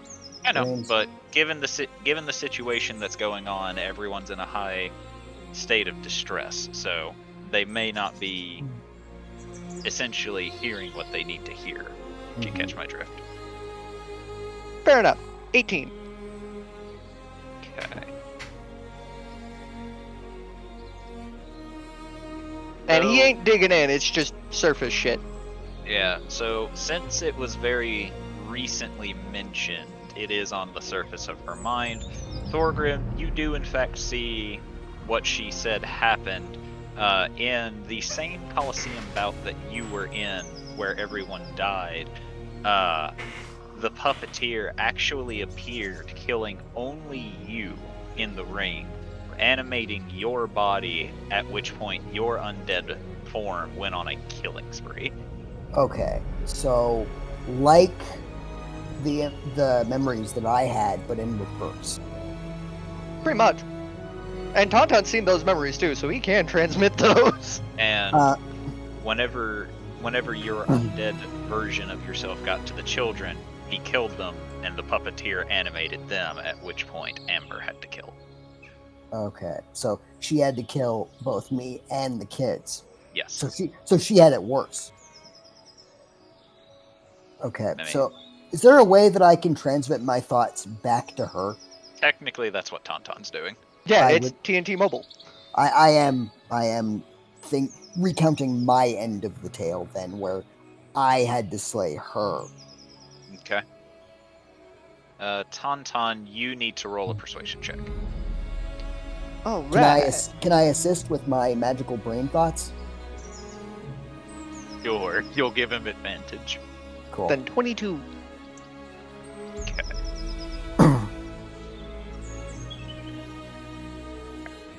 Amber will stop for a minute, but still very upset, will just storm past everyone and go into the city.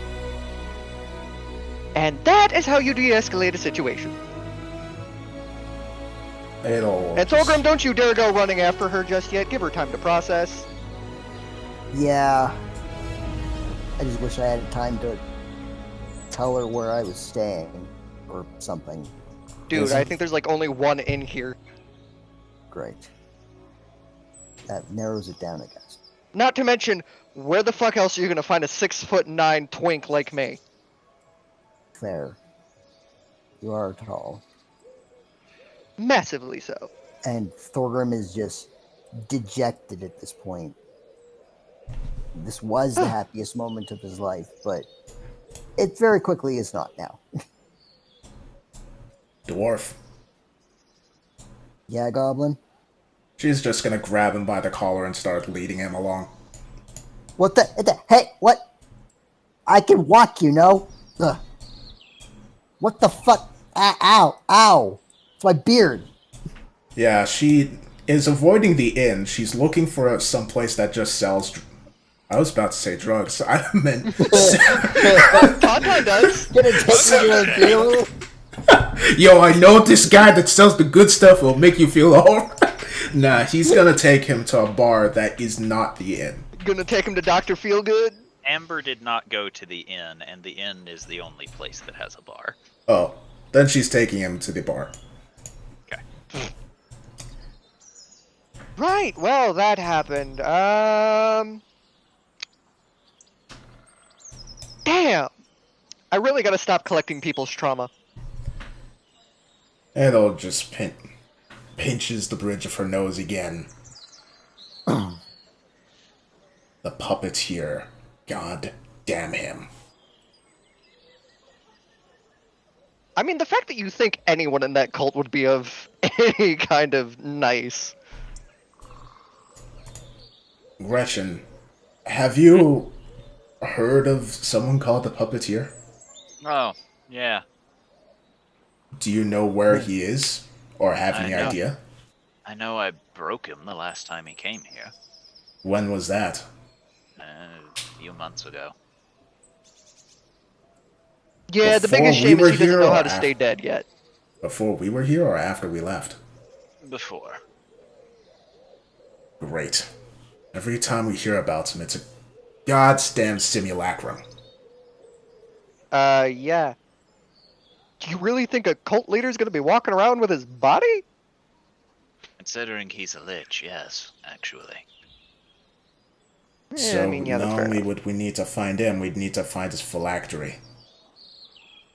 And so far, I have not gotten a single clue as to where he could be.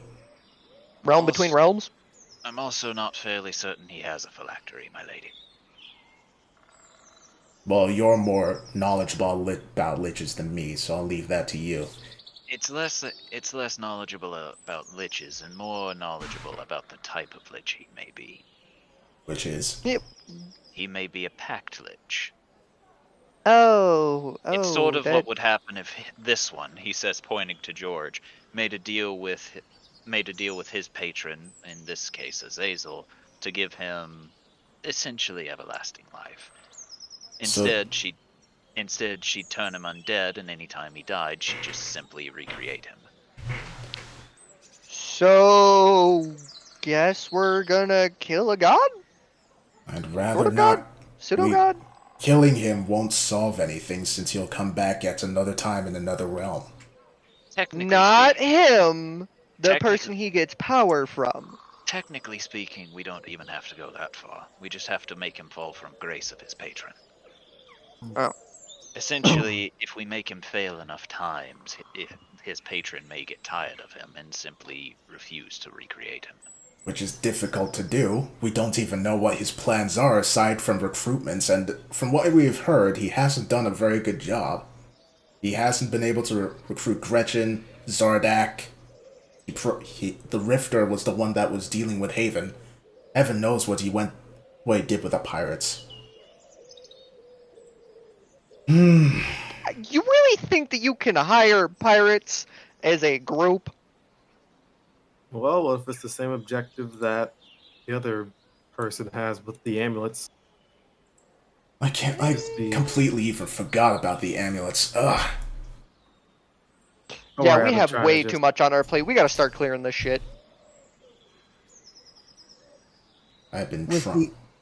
with the level of adversaries that we have acquired, I don't think that's as easy as it sounds. And then there's Rashi, who we cannot deal with while we're in this realm. And we can't get out of this realm because Supreme might lock us out when we leave. And we can't go and deal with Supreme right now because my sister has Jubilee. And the Drow might return here.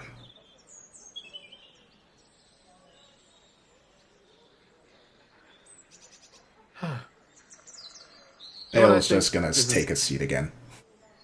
Kind of just George thinking to himself right now, rubbing his chin.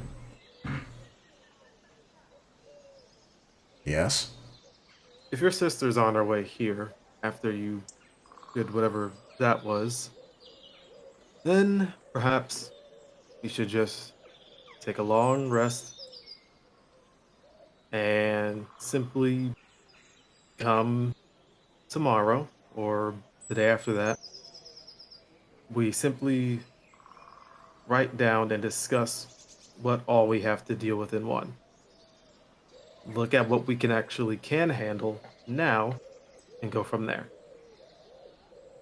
If we keep worrying about everything that keeps popping up at a moment's notice, we're just going to keep losing track of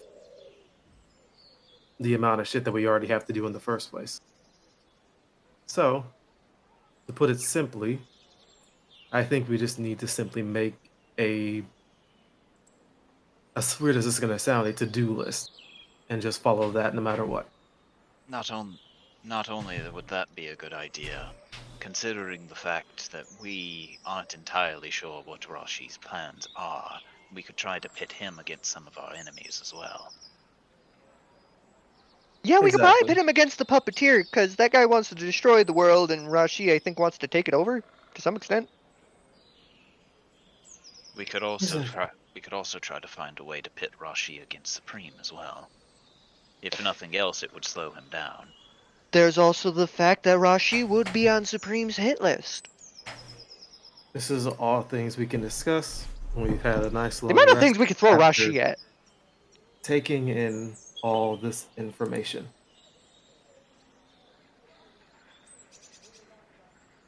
If we take a step back and look at this tactically, I think it will work better for the long run rather than just taking care of whatever emergency issue pops up.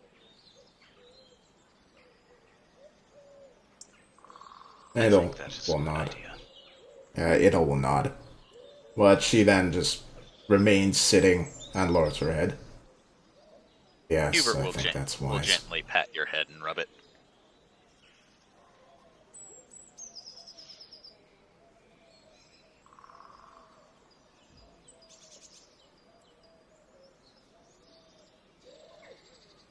All right. Well, I'm going to head back and keep working on this idea I had and try to contact my mother. All Hubert right. just gave Mark an idea. Mom, can you make me immortal? Not that idea. Can you make me immortal? No. Not until you're older. Maybe when you're 70. Or whatever life expectancy is for an Azamar. What is their life expectancy anyway? Same as a human. Well, then 70. Technically speaking, it's the same as whatever race they come from, but... Because technically you don't have to be a human to be an Azamar. Oh, they changed that? Well, I mean, originally Azamar could be Luxodon or Centaurs. Azamar are just mortals that have been touched by Something power. with God juice. Yeah, something with divine energy. God juice. Yep, which in this case, it's being half angel. Shame you're not one-winged. We could have called you an angel of fun.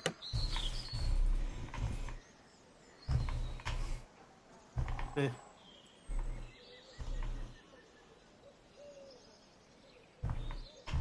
Because Hubert gave him an idea. Can you make me immortal? Hubert gave him 2 ideas.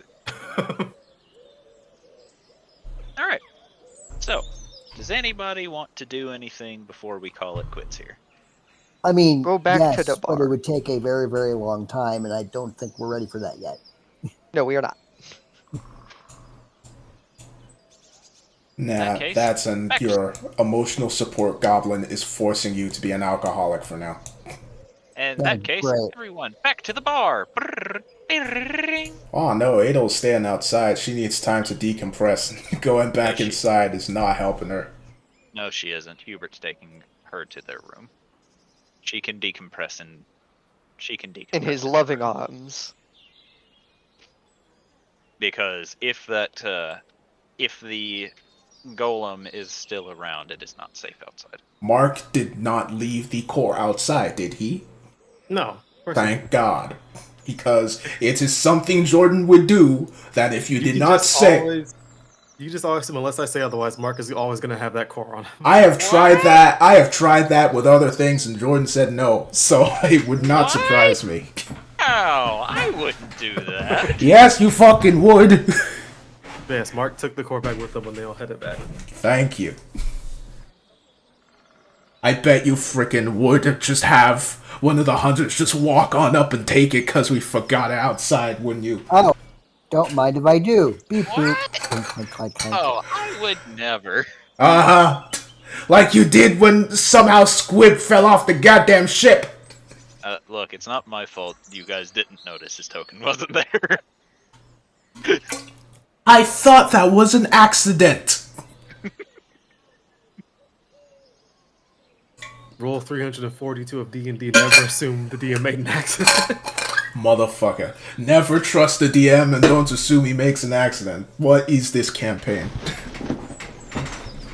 This campaign is you're going to learn today. I have been learning for the better part of 2 years, thanks to you. And this I still goddamn want to run a campaign. one shot for you guys. I my brain almost dies thanks to Jordan's nonsense. I don't know what you would do to me. It would only be a one shot, just a single session. Because it's too dumb of an idea to run a campaign out of.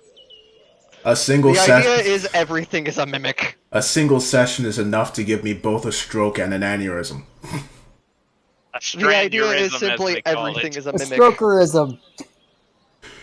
That better. doesn't. A strokerism sounds more like a sexual thing. It does because you're a perv. Once again, stranurism. That's way better. Yeah, stranurism sounds less like a sexual term, but can still be spun that way.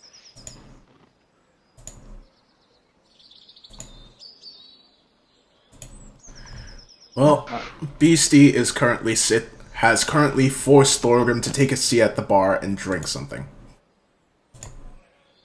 Tauntaun just being a good friend and, trying to keep him from over drinking. And Ophi's just here sipping orange juice. Hubert has taken Adelsarde up to their room for a little bit of privacy. Gonna give her all the fucking cuddles. I mean, it depends on the way you put it, inflection on it, Thorgrim.